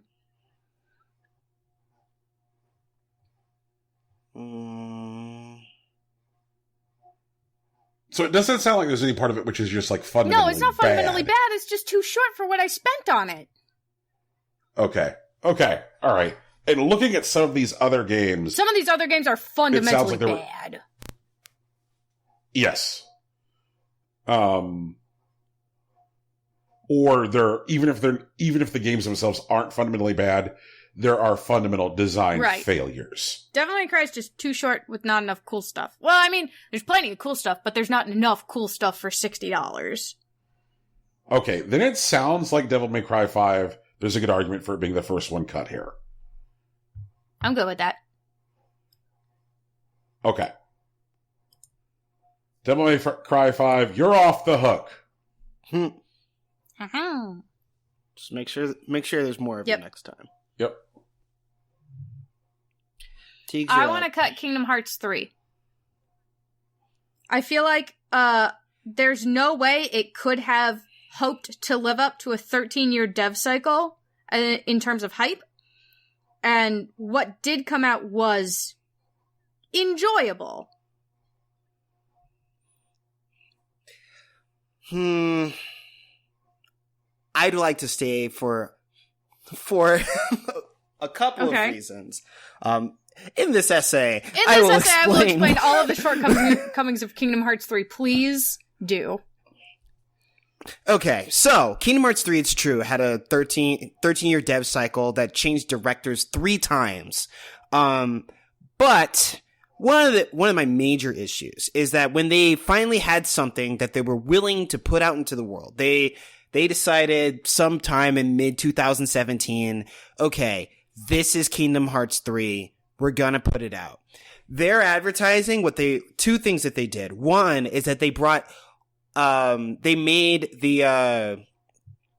started bundling like the older content again, like the 1.5, 2.5, 2.8, and I think there was a 2.96, if I remember correctly, compilation of not just the story so far, because it wasn't just like you could watch the story and catch up in half an hour, which they could have done in like some weird Netflix special that could have been really cool, but they didn't do that. Oh, that'd have been neat. Instead, they would have repackaged the game, and the games that they didn't want to remake from scratch, they put like cutscenes in like the bundles, and they like sold them each for $60 a piece. by the time like mid 2017, it's true that 1.5 was now about $40 still, but holy shit, retaining that price point. And with 2.96, when they announced Kingdom Hearts 3 is coming out, which is also a date that I did not believe at the time, they also fervently tried to convince us that this was the end of the story. This is us putting a bow on everything and bringing the Kingdom Hearts saga to an end, and they did not. It's not a thing that the game did at all. And the game arguably is still in development with the addition of the next DLC, which isn't extra content. It's definitely continuing video game content for the current arc of Kingdom Hearts. And I haven't forgiven them for that. Like, I don't think it's a bad video game by any stretch of the imagination. And anyone who wanted to get into Kingdom Hearts, 15, 20 years after the fact, however long it's been, has a good shot of doing so with Kingdom Hearts 3. However, there were promises that they made about the story, about the game, that they failed to honor, and they've unabashedly failed to honor because they know people are going to buy whatever comes next. And that, to me, is one of the biggest disappointments of 2019. That sounds like a problem with Square Enix more than a problem with Kingdom Hearts itself. They made Kingdom Hearts 3! I'm disappointed in this game because of choices that Square Enix made. Like, the game in a vacuum is fine, but I don't think we're talking about the game in a vacuum. Like, I'm talking about the game that they made and the way that they sold it to us. And I think that argument holds weight, Tegan, because this is about expectation versus execution versus simply execution. Because, like, if this was simply execution, then, like, there are a lot of games on this list that might not necessarily be on this list because superficially the execution is good, but, like, there needed to be something that was more or different significantly. Yeah. And, like, if what Square Enix was selling was emotional closure, and instead what we got was, goofy butt-fucking Jack Sparrow, then they failed. Yeah. I'll offer you Dota Underlords instead. Because Dota Underlords, like, it is a auto chess game. It's Valve trying to take control of the narrative of, like, Dota Auto Chess. Because they didn't make Dota Auto Chess. It was someone that made a mod who later went on to make Dota Auto Chess, which I still consider to be the true auto chess game. And Dota Underlords, basically they took their own IP and they polished it a bit. So it looks better than, like, the original Dota Auto Chess. But it's not special in any other way. And I thought that maybe Valve would really swing for it since they are getting into the habit of developing video games again. But it's definitely not the worst thing, and I didn't expect too much from it. I just wasn't surprised. Okay. All right, I think that's fair. I think that the worst part of Dota Underlords for me, I just want to dunk on them once more before we let them go, is so much of, like, the recent narrative around Valve and the development of video games is, like, Valve failing to fulfill on their planned execution in any kind of way. Like, hey guys, we're entering the competitive card game scene. We brought in fucking Richard Garfield, the mastermind behind the original Magic the Gathering. Watch out. Oh, this game launched with 2,000 concurrent players. That's it. And then dropped 95% within a week. Watch out. Watch out. Like, Dota Underlords felt like just a fucking wet taco fart. It was them just being like, oh, is this exactly what everybody's doing right now? Fine. Like, it is the coward's shitty game. There are a lot of other coward's shitty games out there. Okay, so for my cut... Okay, no. For my cut, I want to cut Anthem. And I want to cut Anthem because I never believed in Anthem. I did not think it was going to work. And then when it didn't work, it's like, oh, you know what? That makes sense. No, you can't. Okay. You can't cut that one. Talk to me, Tina. I was so upset. I had so much hope. And then it was just... It almost felt like Fallout 76 with the bag all over again. It almost felt like that. It was very close. Might I recommend to you instead cutting Gears 5, which is absolutely forgettable, nothing matters, and they spoiled the twist literally in the advertising. Okay, does anyone have any problems with me cutting Gears 5 right now?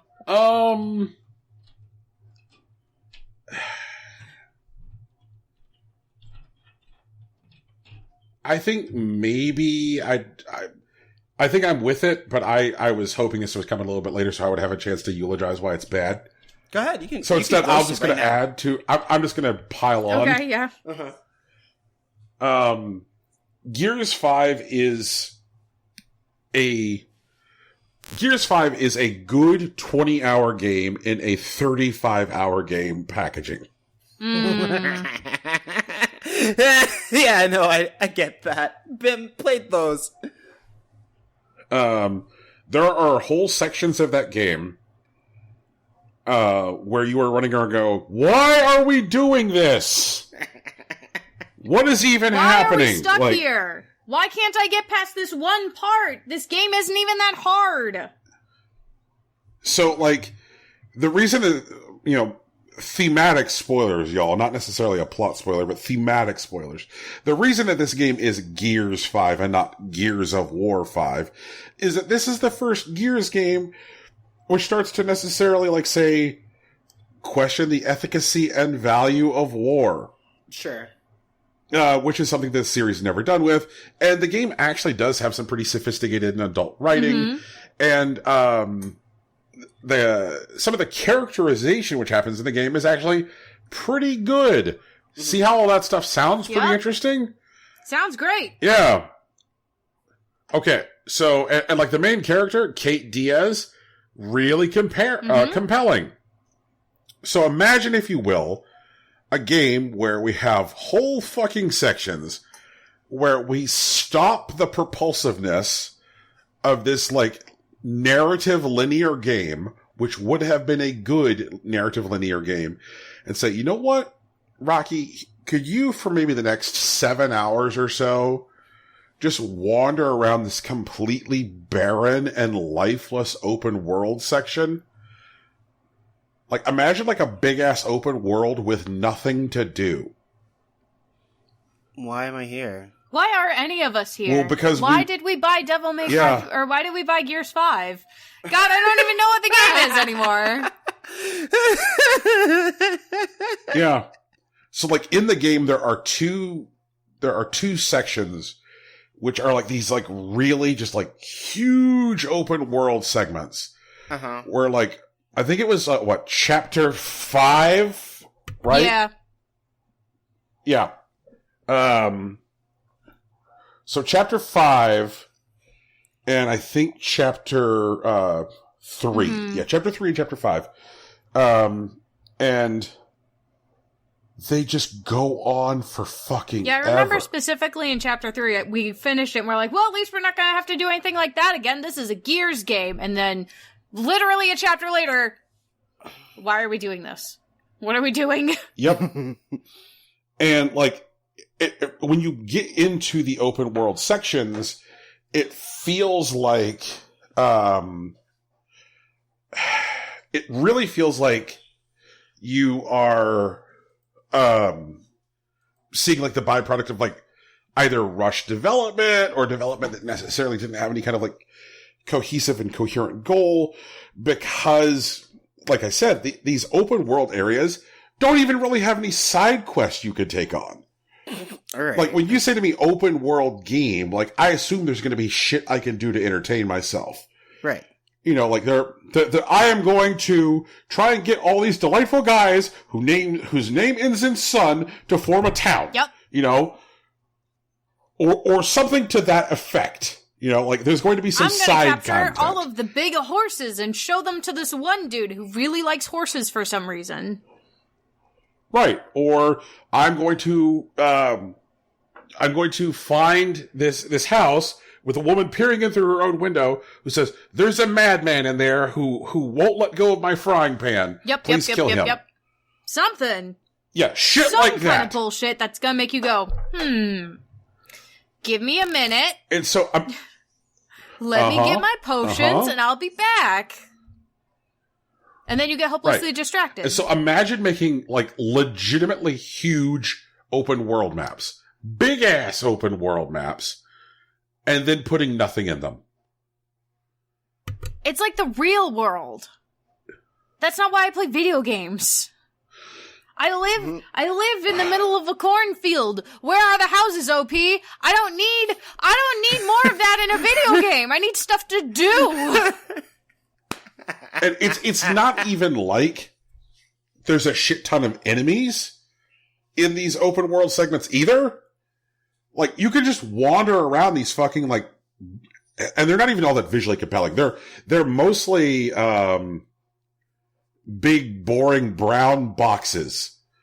Like, all the stuff that, like, is very, cause, like, Gears 5, for the most part, rejects the previous design ethos of, Gears games, which is brown everything.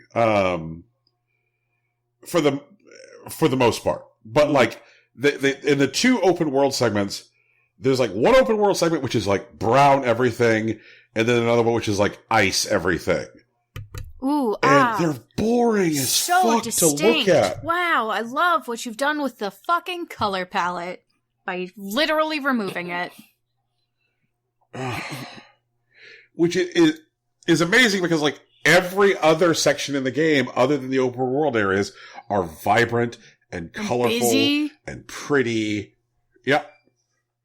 So it's like, how do you do this? How do you just stop your game altogether for, and like, the mission that you're trying to, like, complete in these two segments is essentially, you know, in, like, common video game parlance, something as mundane as, like, getting radio towers fucking working again.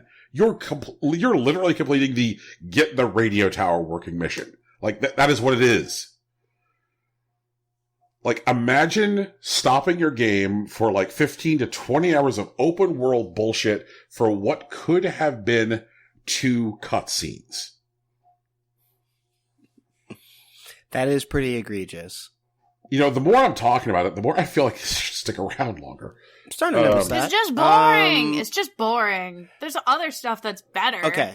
Like, that's also disappointing, and Anthem should live much longer, and I still think Gears can die here, because fuck that thing. Okay. I feel like Far Cry New Dawn could go here. Yeah, I think Far Cry New Dawn could also go here. I think that's a compelling argument as well. I'm willing to accept Far Cry New Dawn. The villains were kind of cool. That's about it. It's the same fucking map. Yeah, it's Far Cry New Dawn, now. the villains looked kind of cool, and that was about it. Like, particularly frightening. They weren't well written. Their dialogue is shitty. I was more upset when they, like, killed the one dude. That made me sad. But, like, it's the same map. It's just purple. Like, despite the nuclear, like, annihilation, everything came back pretty okay. And somehow you're not, like, emotionally fucked up. So whatever. And they didn't really change much of, like, the wildlife, and they added an even more irritating crafting system. And, like, one of the things that, like, weirdly makes Far Cry New Dawn bad is, like, kind of similar to, it's kind of like the inverse of what makes Gears 5 bad, is that, like, where Far Cry is supposed to be an open world game where you just wander around and fuck off, like, periodically, Far Cry New Dawn would have these missions. Like, Tegan, did you play New Dawn? We did play New Dawn. Okay. All right. So, Rocky, in New Dawn, there are these segments where the game just, like, stops and your character, like, boards a helicopter to go play, like, in these linear missions. Like, oh, yeah, like, okay, we have to, like, go to Washington, D.C. now. And so you would, like, get in the helicopter and go to, like, linear mission land, which is, like, very much like a corridor shooter. And then you'd come back to open world pink area. Right. So it's like Gears 5, where the game inexplicably slows down. This game also inexplicably slows down, but it slows down to get you into a linear area. Okay. I mean, that's weird. I'm assuming it wasn't especially additive. Yeah. Okay.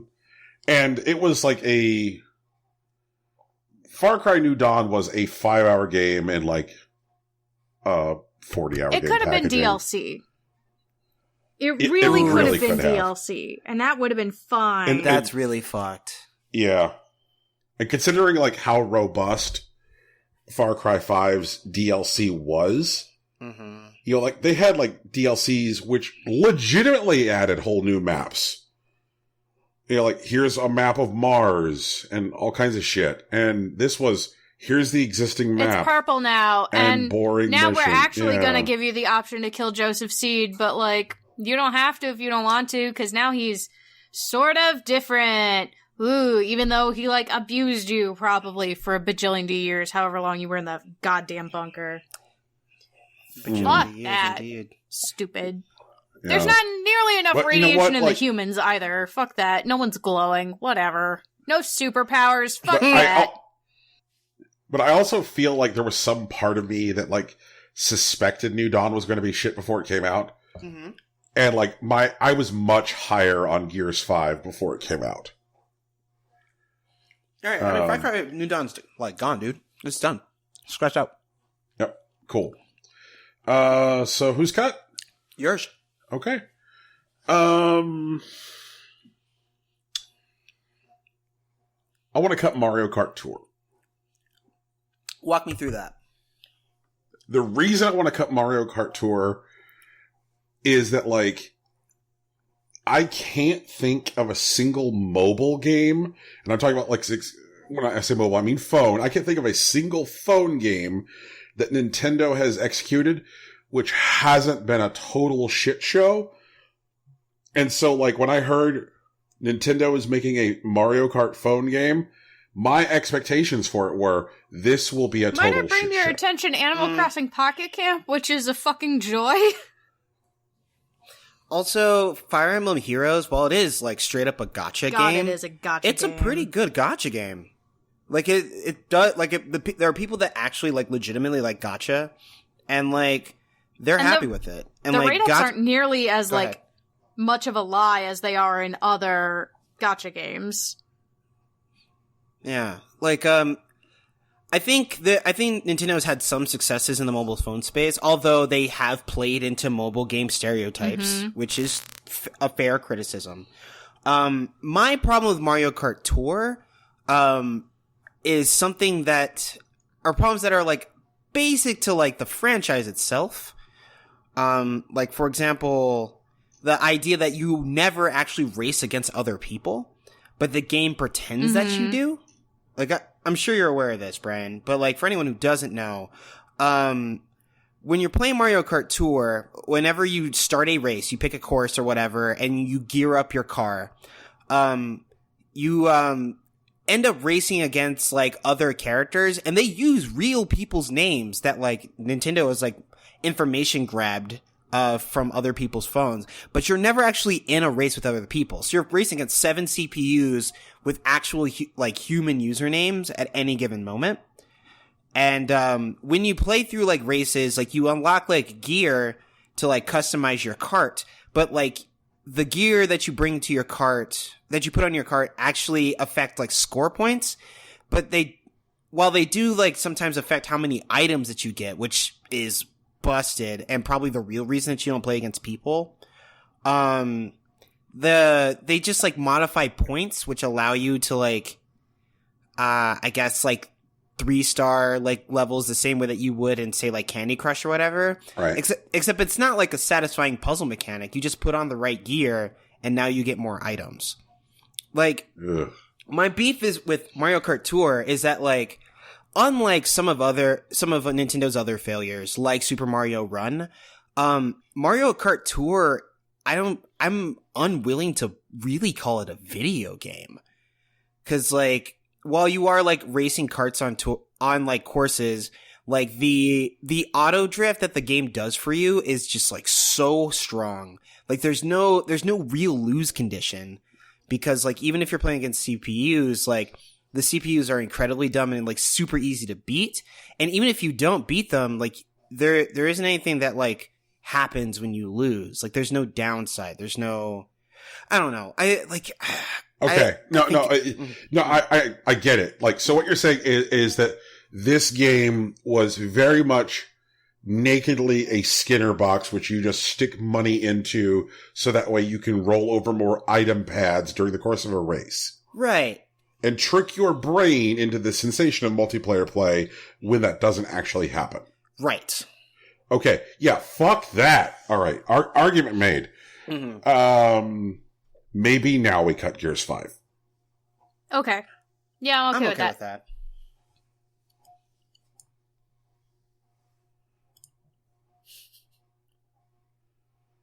Alrighty. There it is. Okay. Now it's my turn.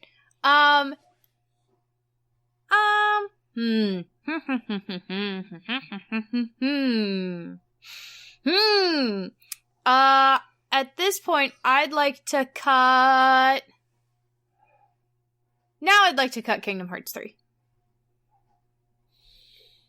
Do you still want to keep it? Can I offer you... Okay. I do want to keep it. Can I offer you Cadence of Hyrule instead? This was an ad by me. Mm-hmm. And the reason I put Cadence of Hyrule on here, and this was why... Cadence of Hyrule is why I specifically prefaced our conversation this time. Right. I remember. About, like, scale of expectations versus implementation of delivery.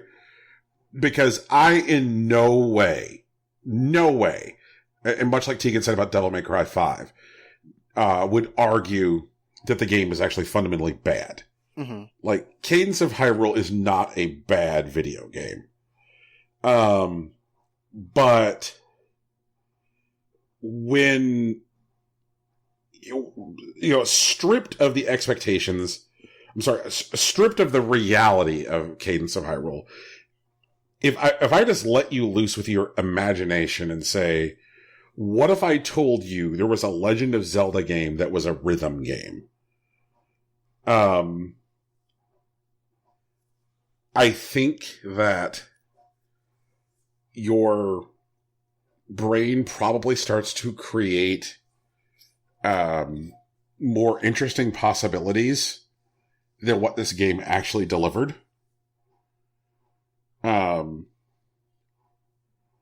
Like you should probably say cool things like, "Oh, cool! Does it come with like a special ocarina controller?" Like, no, it does not. An Ocarina Joy-Con. That would have been sweet. Cool. Yeah. Right, and you just start to think about like, is it set in like a new world with like a different god? No. Do you have like that conductor wand like you had in Wind Waker? No. So the game doesn't really kind of like lean on or acknowledge the franchise's history with music as a gameplay mechanic. Yeah, okay. You're right. Okay. Yeah. Yeah. So like, it is not about it being a bad game. It's about it could have been. There's a scene in the movie Jackie Brown where like Samuel L. Jackson is sitting in a car with Robert De Niro about to shoot him. Mm-hmm. And he says to him, "Your ass used to be beautiful." Yeah. Yeah. Okay. No, I can stand it living a bit longer.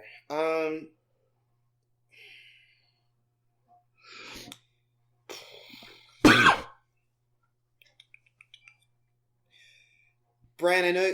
Can you talk to us about Super Mario Maker 2? Fuck this game. Okay. Okay, yeah. There's probably nothing on this. Okay, I'll rephrase it. I'm going to take the probably out of it. There is nothing on this list that I am more passionate about than Super Mario Maker 2. I remember Super Mario Maker proper original was one of your favorite games possibly of all time. Super Mario Maker 1 is probably, I think on most days, if you were to ask me, Brian, what's your favorite video game? Mm-hmm. The answer is going to be Super Mario Maker. Okay. I love Super Mario Maker. It's easily, like, now that we're on the ass end of the previous decade, if someone were to say, Brian, what's your favorite video game of the last 10 years? I could say Super motherfucking Mario Maker. Like, it's a big deal. Yeah. Yes. It's incredible. Absolutely incredible. Mm-hmm. And it is a game that was so perfectly married to the platform on which it came out. It was the ultimate use case demonstration for the Wii U. And I was a little nervous when they announced Super Mario Maker 2, because one thing that the Wii U could reliably do was assume that in a one-player scenario that the player has a big-ass tablet which uses a stylus sitting in their fucking lap.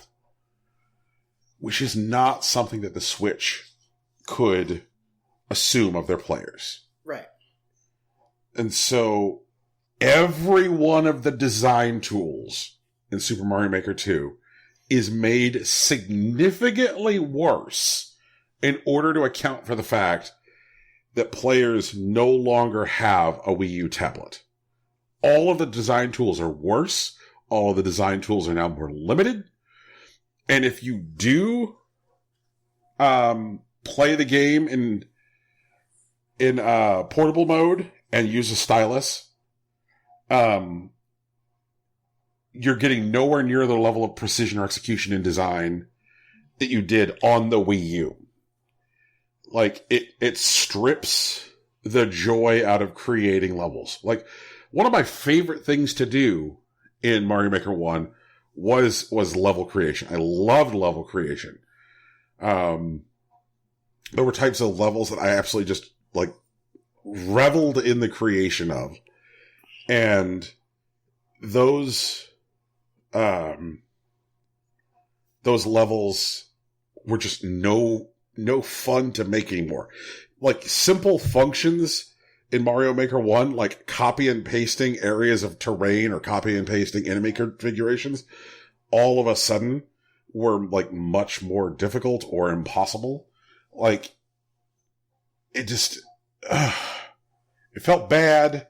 And then because the design functions were so much more limited, it chased off level creation, which meant that, like, just going online and playing random levels, we started to see a much more shallow level population. Like less level variety if you just wanted to play the goddamn game. If you're like, fuck it, I give up, I guess I'm not making levels anymore. You discover that everybody was just saying, fuck it, I give up, I'm not making levels anymore. Add to that Nintendo's natural aversion for Kaizo levels.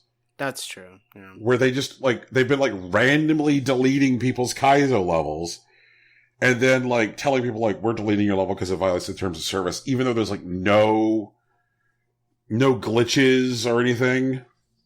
Like, nothing which actually does, like, break their tools. They're just like, we're deleting it. And then telling people that the level breaks the terms of service. And then if people ask for details, and Nintendo's just like, nah. So they've got this weird vendetta against Kaizo levels where, like, robust tools for the Kaizo community is part of what kept, like, I won't say kept, is what keeps Mario Maker alive. Like, Mario Maker 1 still routinely has shit tons of levels uploaded. And it's just like, it was wild. Like, if you go on Twitch, there are nights on Twitch where you'll see more people streaming Mario Maker 1 than Mario Maker 2. And so, like, I can't think of any other franchise where the transition to Switch made the franchise so much more fundamentally bad. It's not Switch specific, but I think what you're describing is much like the transition from Smash Bros. Melee to Smash Bros. Brawl, which I understand. Tegan, can I offer you Mario Kart Tour in place of Kingdom Hearts 3? Yes. Yes, you can. Okay. As I also hate money grabbing. I say as I'm literally paying for Pocket Camp, so you know. Okay.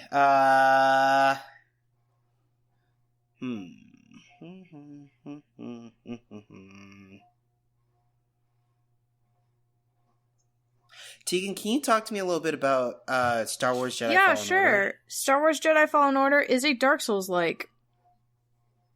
It should not be a Dark Souls-like. It is a bad Dark Souls-like. It's clunky, you slide all over the screen, everything's really fucking hard, everything hits way harder than anything on this God-given earth needs to hit, and you cannot... it's hard. It sucks. Star Wars is not a Dark Souls-like game, and it certainly is not a Dark Souls-like game like this one. Honestly, like, all the advertising and stuff, like, when I was looking at it, all the trailers and stuff, I'm thinking, action-adventure game. Yeah, exactly what Star Wars needs. Nope. Dark Souls-like. Wow, it's hard. Man, we put it down for like a month and a half because we were too mad about it. And then we were like, okay, I'm ready for my 5th Dark Souls-like of the year. And then we played it, and it's still frustrating. Like, so, like, you know how sometimes in Dark Souls and stuff, you need to, like, climb ledges and stuff? They don't, yes. So, like, in Sekiro, they do a really good job of indicating, like, hey, these ledges are climbable and these ones are not. And yeah, like, that jump's pretty scary, and you're gonna miss it a bunch, but, like, it's not a fundamental issue, right? Where do I grab? Where do I grab? How do I grabbed the part that I grabbed on the other rock. Why did I fall?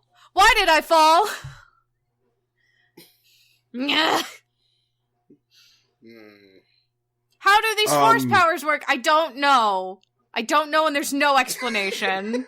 Why are there just meditation circles in the middle of everywhere? They're like bonfires, but not, and sometimes we walk right by them because they're not... it's glowy and silver, they're not distinct, but like you can't see there's them. no like sticking up part. We just walk, and then we're like, oh, what did that button indicator say? And we walk backward, and we go, oh, meditation circle. Neat. God. Frustrations. I think that one of the things that Shouldn't be a Dark Souls game. I think one of the things that probably made people even more big mad about Star Wars Jedi Fallen Order is that years and years ago, what we had from EA was, hey, if you don't like this first-person shooter game which doesn't have a campaign and is just like sandbox battlefield bullshit, then what we're going to have for you in a few years is a linear narrative-based game, not unlike Uncharted, which is directed by Amy Hennig. And as I recall, most humans with 2 eyes and a heart were excited about that. I was one of those. And then what they said was, hey, we're going to take Vince Zampella, whose background is primarily some of video games' historical best multiplayer games, including Call of Duty Modern Warfare and Titanfall. And we're going to put Vince and his team on a linear narrative Star Wars game, and we're going to take Amy Hennig's team out into a field and shoot them. Mm-hmm. That is what happened. Yep. And it was upsetting and bad. That decision still defies, like, reason. Like, why... On the plus side, why the writing in it feels exactly like a Star Wars movie. I've got no fucking clue what's going on, even though it's being spelled out right in front of me. Like, I understand that this is what's happening, but what is happening? What is happening? Why? Who knows? This lady who's like your mentor is just like, yeah, I decided I didn't want to be a Jedi anymore, so I cut myself off from the Force. Can you do that? Can you just be like, nah? Yes. Basically, nah. like it's... Why would everyone not do that then? I don't feel like being... I see all these Sith are pursuing me. Here's what I'm gonna do. Say no. But it is pretty difficult, though. It's a significant feat. That's definitely stupid. True. But it's a thing that can be done. Stupid. She doesn't even seem like that. She'd be that good of a Jedi anyway. High key, low key. Well, I haven't played it, so there's also that. That's okay. You don't Brian, have to play this one. You don't have to. You really don't. I'll give you a summary. Stuff's going on, and it's Star Wars. I know it's a star and a war. Brian looks like he seems to know what I was about to ask him. Why did he add Super Mario Maker 2 or sure. Super Dr. Mario at the last minute after we already read off all the nominees? I was going to ask him if he'd be opening to cutting Super Dr. Mario at this point. Yeah, I think it's a case of like I kind of wanted to put it on the list to take it off. Fuck Super Dr. Mario. Super Dr. naming. Mario is Nintendo. You're bad at naming things. Hire me, I'll name it. Yeah. Super Dr. Mario is bad for all of the reasons that Mario Kart Tour is bad. There are puzzle levels you'll have where literally the puzzle is unsolvable unless you spend money. Yes, bullshit. That is true. They did that That's real bullshit. life. And they just assume that, like, there's no freemium players. They're gonna throw the $5 at Dr. Mario. Who cares? And they just hope no one would notice until someone tries to play through freemium. I was like, wait, no, I can't beat this.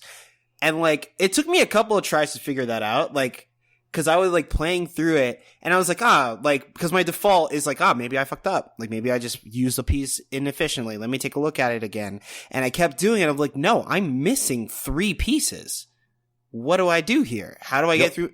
How do I get 3 more pieces? Like, that's how I get 3 more pieces. Money can be exchanged for digital There's a pieces. thing that the game does, which offends me to my core, which is that if you're playing the game well, you are executing very well, and you encounter one of these levels where they shit in your mouth, and when they present you with the prompt, the fuck you prompt, and they're like, are you sure you wouldn't like some more pieces? And you say, no, fuck you. And then like the level fails. If it takes you over a week to play the game again, and you did nothing but play well before that, when you load back in, they're like, hey, welcome back. Want to play that level again? With some free extra pieces. Yeah. And you're like, yeah, I would. Why didn't you give me these pieces the first time? Because they know from a design standpoint that if you just log back in and that level is still just like an unbeatable shit pile, that what is likely going to happen is you're just going to delete the app. Mm. And I refuse to call it a game. Because it's definitely an app, yeah. Yeah. No, you know what it reminds me of? Remember when we did that story? It had to have been 2017. I don't think it was 2018. But like there was a patent that Activision filed for a matchmaking net code that like match-made people that were like losing with people who had just made microtransactions. Mm-hmm. Yep. So that like people who had just made microtransactions would be able to bully like lesser skilled players and like get like a positive like feedback loop for that. And the people who were losing, who were repeatedly losing, would be playing against people who clearly made microtransactions so that they would be incentivized to go make microtransactions themselves. And like this feels like that just in a single player environment. It's like Nintendo saw that pattern. Feels like, hey, bad. We could do that, I think. I think it is good that Super Dr. Mario lived longer than Mario Kart Tour, because I feel like a lot of the shit that Super Dr. Mario does is more nakedly evil. I agree with that. Yeah. And then Brian has to make the next cut.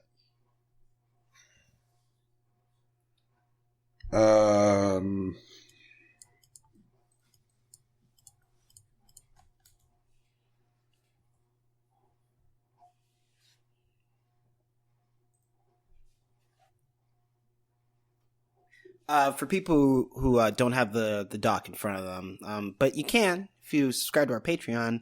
The remaining games are Kingdom Hearts 3, Super Mario Maker 2, Star Wars Jedi Fallen Order, Anthem, and Cadence of Hyrule. Okay. So here's my argument for cutting Jedi Fallen Order at this point. Is that we knew that the developer going into release was Respawn. We knew that Respawn's history was in multiplayer games, not single-player narrative games. And we knew from advanced preview coverage of the game that it was a, quote, Souls-like Metroidvania. So I think that unlike some of these other games, there were some warning signs. I feel like the respawn point, while meaningful, may not have been immediately salient. I wouldn't say that, like, initially, I didn't know that it was a Souls-like until, like, reviews started coming out. Like, from, like, the footage, it looked like, I would agree with Tegan saying that it's an action-adventure game with collectibles, rather than, like, a Souls-like Metroidvania. But the Souls-like pace to it wasn't quite evident to me until, like, reviews started coming out. Okay. Meanies, they tricked me. They tricked me into another Souls-like. I already bought 4, and they made me buy another one, and then we had to play them all for Game of the Year. Okay. Rocky, did you have the feeling prior to Anthem's release that Anthem was going to be a pile of shit? Once again, like I quoted, you can quote me about half an hour ago where I said, like, I never believed Anthem was going to be so good. I was so excited. Okay. I do remember so, Tegan walk being us through excited. your Anthem expectations, because, like, it sounds to me like two of us here were like, well, this looks like a box of broken diapers. Like, wait, hold on. Let me pause for a second, because I do actually remember Tegan being excited about Anthem.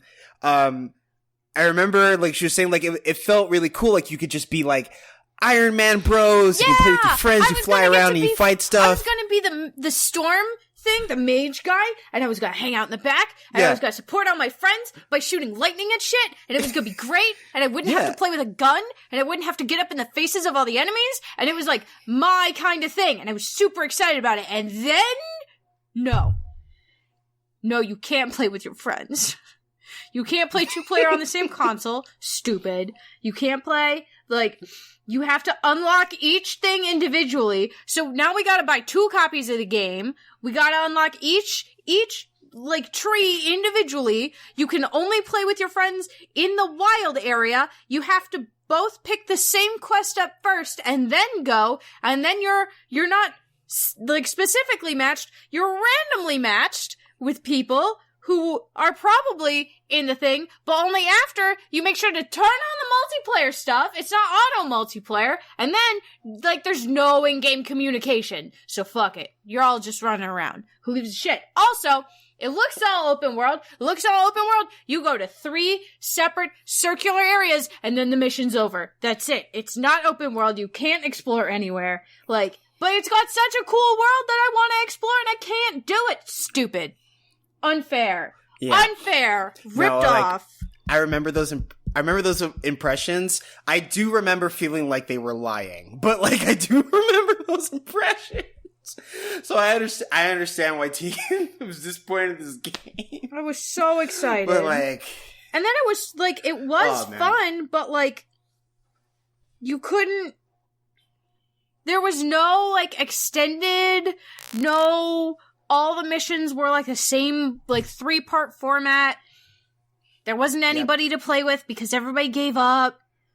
Like, it was just sad, and we were all by ourselves, and I couldn't play.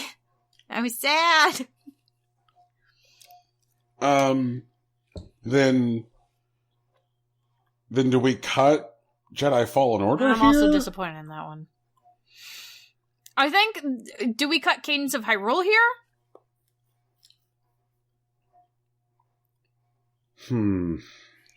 We can just leave the bads to be on their own, Brian. Cadence of Hyrule has a lot of good. It's just they didn't fully realize the opportunity they had.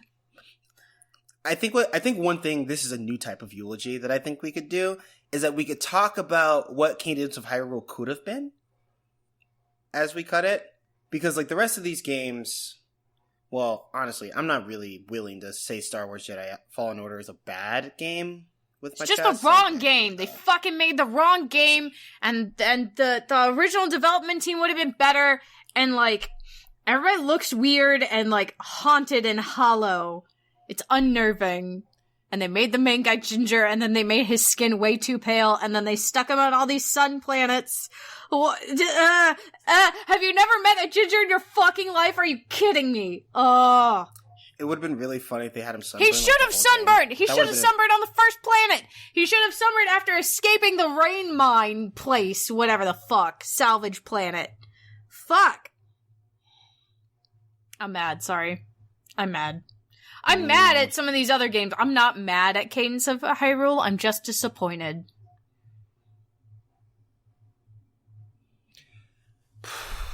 What if Cadence of Hyrule... What if Cadence of Hyrule is the biggest disappointment of the year because it doesn't make me feel anything else other than, like, I'm really glad this game came out, but it could have been so much better. I mean, that's the point. That's the reason. Yeah. And this is scale of expert. Like, Tegan's favorite video game franchise of all time, hands down, no argument from anybody, is Zelda. Right. Which means that, like, this is a thing that, like, Tegan should have been absolutely shitting herself over. Like, we should have had this game endlessly for months from her. Like, it should have been... It should have been fucking Zelda. Yeah, and it was just like, hey, I played it, and I won, and that was cool. The music was neat. I got to play as Link. Why would I play as Cadence? That one still kind of fucks me up, but like, it's not the same. So I feel Cadence is going to stay for a while. Should we cut Jedi Fallen Order then? Because it is just like a Star Wars game. It's just like the movie. It's just, I feel like it might be the last of the wet farts on the list. Okay. Alright. Should have gotten a real story person to do it.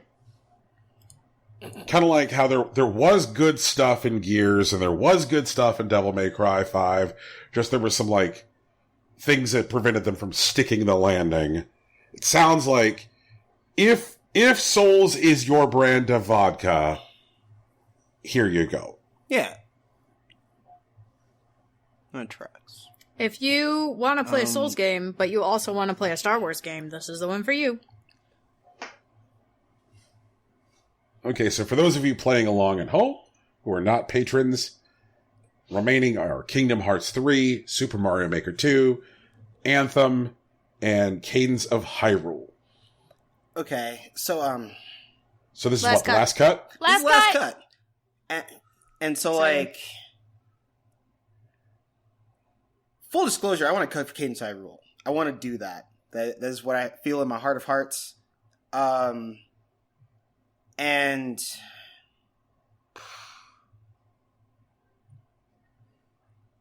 I'm not sure if I can do that, but that's what I want to do. Can I cut Cadence of Hyrule, please?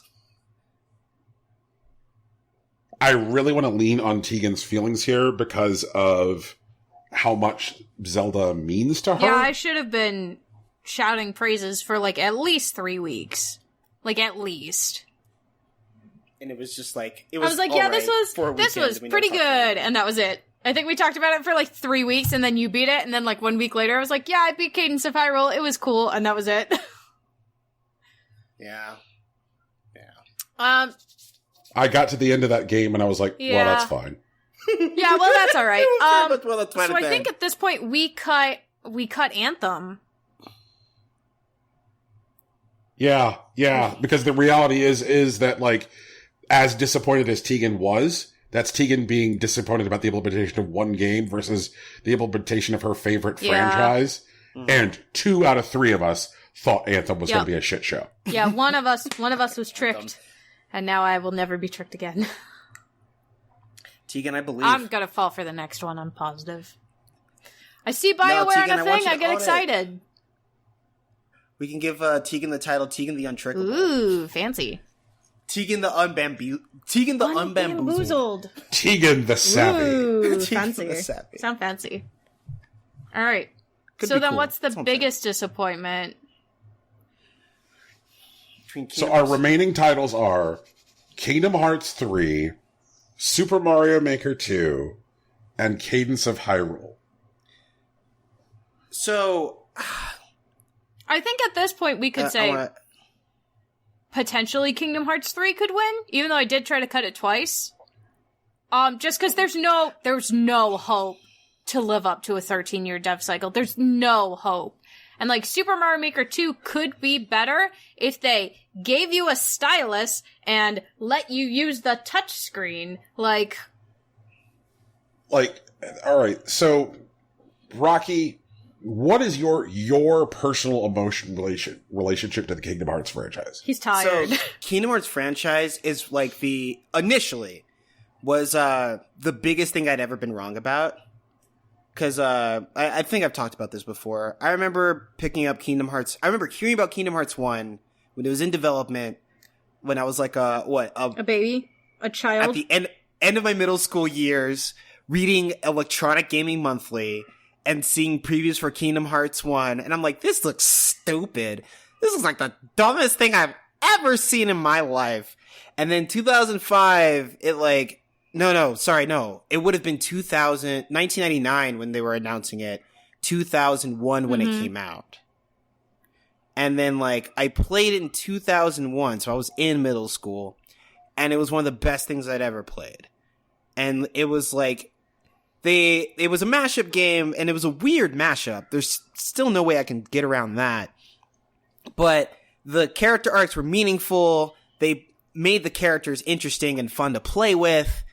And then, like, some of the challenges that I went through in that game were some of the best that I've ever had in video games. And some of them were self-inflicted. Like, maybe I shouldn't have dropped the shield when I did, but, like, because you don't get to learn how to block until level 60 or whatever, if you do. But I really loved my time with that game, and it was a very good experience for me. I started judging all action RPGs by that standard afterwards. Kingdom Hearts 2, when it came out, like, turned up the action, made it a lot faster, a lot more interesting, and it was a lot cooler. The characters grew up, the story seemed to mature a bit, even though we had that, like, that sequel in between, the, Chain of Memories. And I had a lot of fun playing that, and when Final Mix came out, I played it, and I got the extra cutscenes. When they started talking about critical mode, I found a way to play it, and I got the cutscenes, and I was eating it up. And then I got hit with 10 years of sequels. Straight up, just 10 years of sequels before they even breathed the word about Kingdom Hearts 3. And then they announced Kingdom Hearts 3, like, for sure, and then they delayed it. And then they delayed it again. And then they quit talking about it. Yeah. And then they said it was coming out. And then they delayed it for another year. And through those delays, like, even though, like, I was firmly in denial of if it would ever come out, I always believed that when it would be great. It would show a maturation of the characters, of their stories.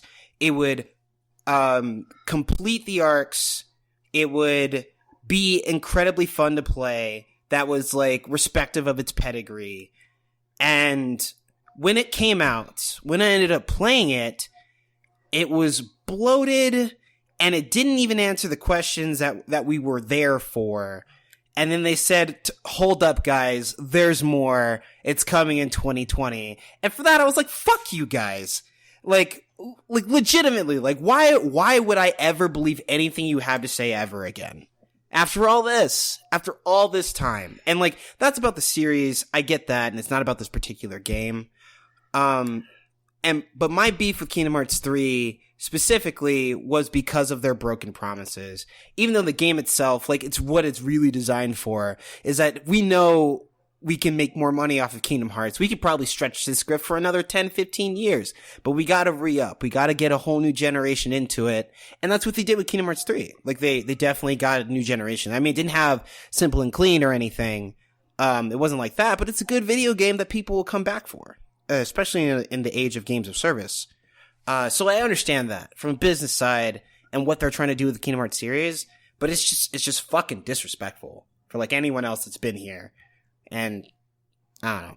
That being said, Kingdom Hearts as a series doesn't rank that high in my all-time list. Like, Kingdom Hearts 1 barely scratches in top 25.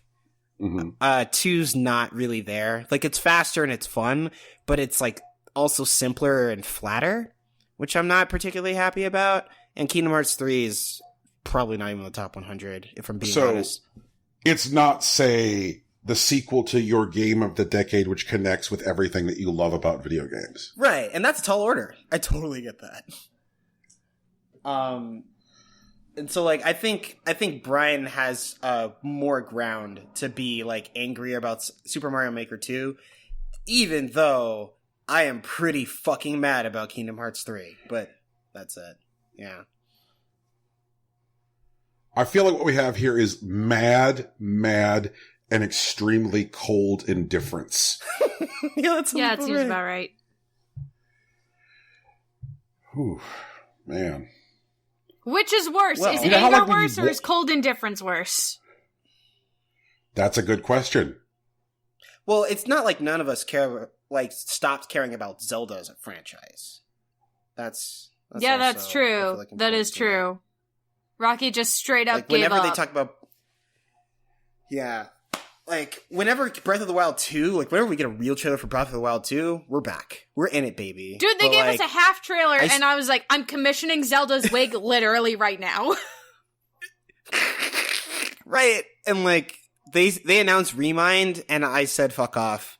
Get this shit away from me. Right. And, and I guess to that point is that, like, a matter of months later, out came a full remake, a fully featured remake with new stuff in it of Link's Awakening, which had the passion and support of the Zelda community. Mm-hmm. God, it did, and it was good. Right. And it just feels like the further we get from Cadence of Hyrule, the more likely it'll enter into, like, at worst, forbidden text category, and at best, Spirit Tracks category. Yeah, I mean, this is definitely closer to Spirit Tracks than, like, the CDI games, so... Spirit Tracks isn't that yeah, bad. Like, I don't think it'll end up being the forbidden text, but I do think that, like, it'll be in the same conversation as, say, Spirit Tracks. Spirit Tracks isn't a bad game. It's not a bad game. It's just, like, it's not quite in the conversation of, like, the best Zelda games. Like, if someone comes up to you and they tell you their favorite Zelda game is Spirit Tracks, it's not like you, like, tell them fuck off. You're just like, well, I mean, that's cool. I'm like, it's because of the technological advancement, isn't it? And the fact that Zelda actually had some, like, fucking agency and she could possess armor and it was so cool!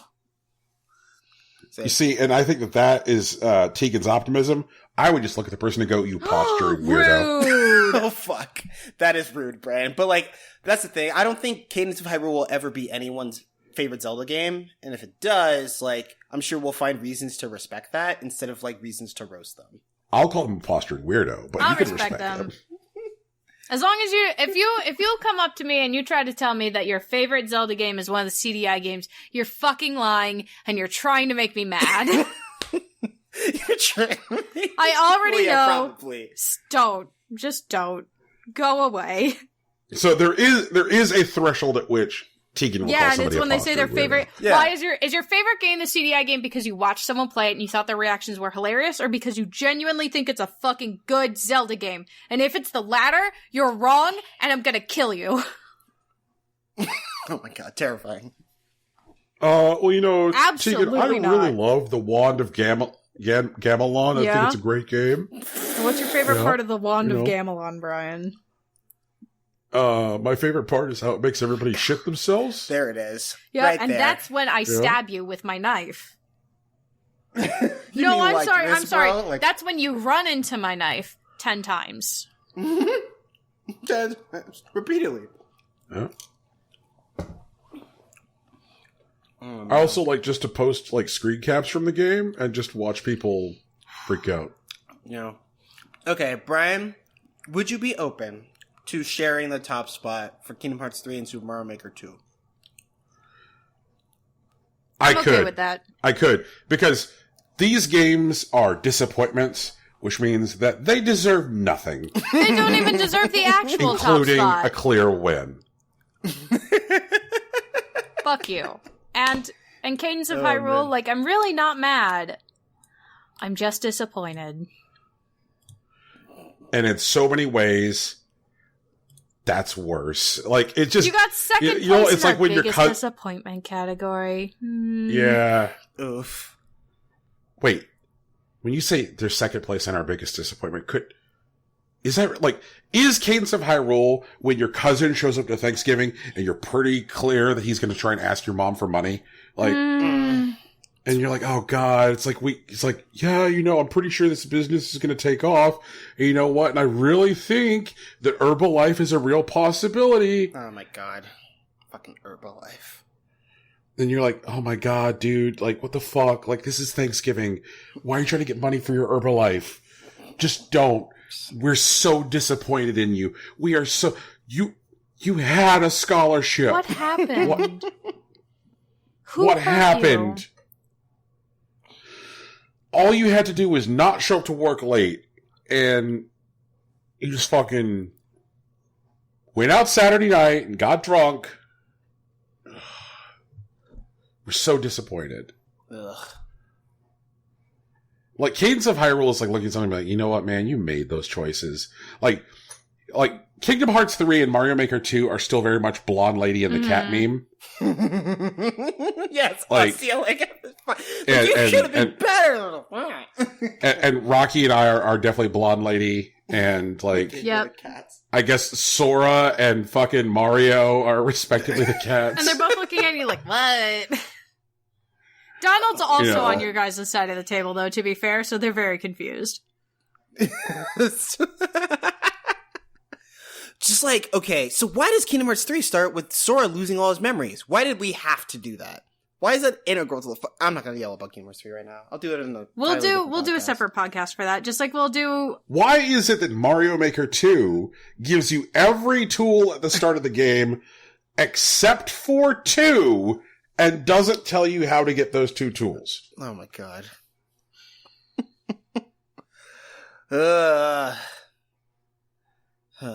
Okay, so guys, our biggest disappointments in the year 2019 are shared by Kingdom Hearts 3 and Super Mario Maker 2, and the second runner-up, the second largest disappointment of 2019 was Cadence of Hyrule. And I think based on our language, the way it sounds, like, even though it was already a two-way tie, it sounds like it was a fucking photo finish. Yeah. Oh man.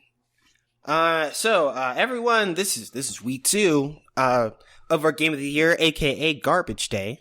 And this is our podcast. It's Impossible Coin. We do it every year. Or we do Game of the Year every year. We do the podcast every week. I believe that. You can find it wherever podcasts are found. Generally speaking, you could also find it on iTunes, Google Play, Stitcher, or Spotify. There is music at the beginning and end of our podcast, produced by our friend Big Sach. Shout out to Big Sach. You can find his work at soundcloud.com/BigSachNJ, or you can follow him on Twitter at Hillary_Swank. Our logo and t-shirt were designed by Lauren Moran. You can find her on Twitter at Lauren Moran and consider throwing a couple bucks at her Patreon because, she deserves it. She does the good shit. And, speaking of Patreons, we got one of those too. It's Impossible Coin Podcast. That's the ending on patreon.com. And throwing a couple bucks at us will get you a couple more bonus content things like future anime and wrestling episodes, bonus watch-alongs and voting on those watch-alongs, and access to all of our show docs, including the Game of the Year show docs, and much, much more. Definitely stuff that's in the works that we're really excited about for the year 2020, for the decade of the 20s. And I think that's it, right? Did I miss anything? That's it. Oh, I think we want to shout out our patrons. Oh, yeah, let's do that. Yeah.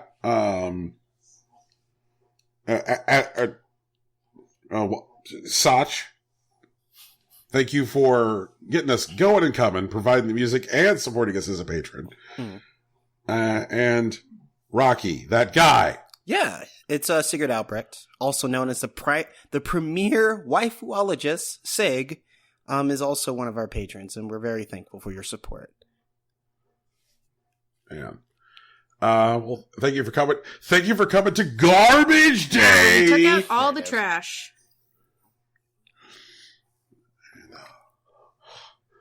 Going to go have a romance with a juice machine. Gonna go have a romance with a bottle of vodka.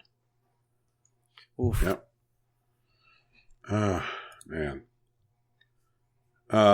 Yeah. So go enjoy some games that aren't these, and Randy Pitchford, get fucked. Or, learn how to fuck a woman. Maybe so that she can squirt. You can tell that it's just not magic. Or maybe don't learn how to fuck a woman and launch yourself into space.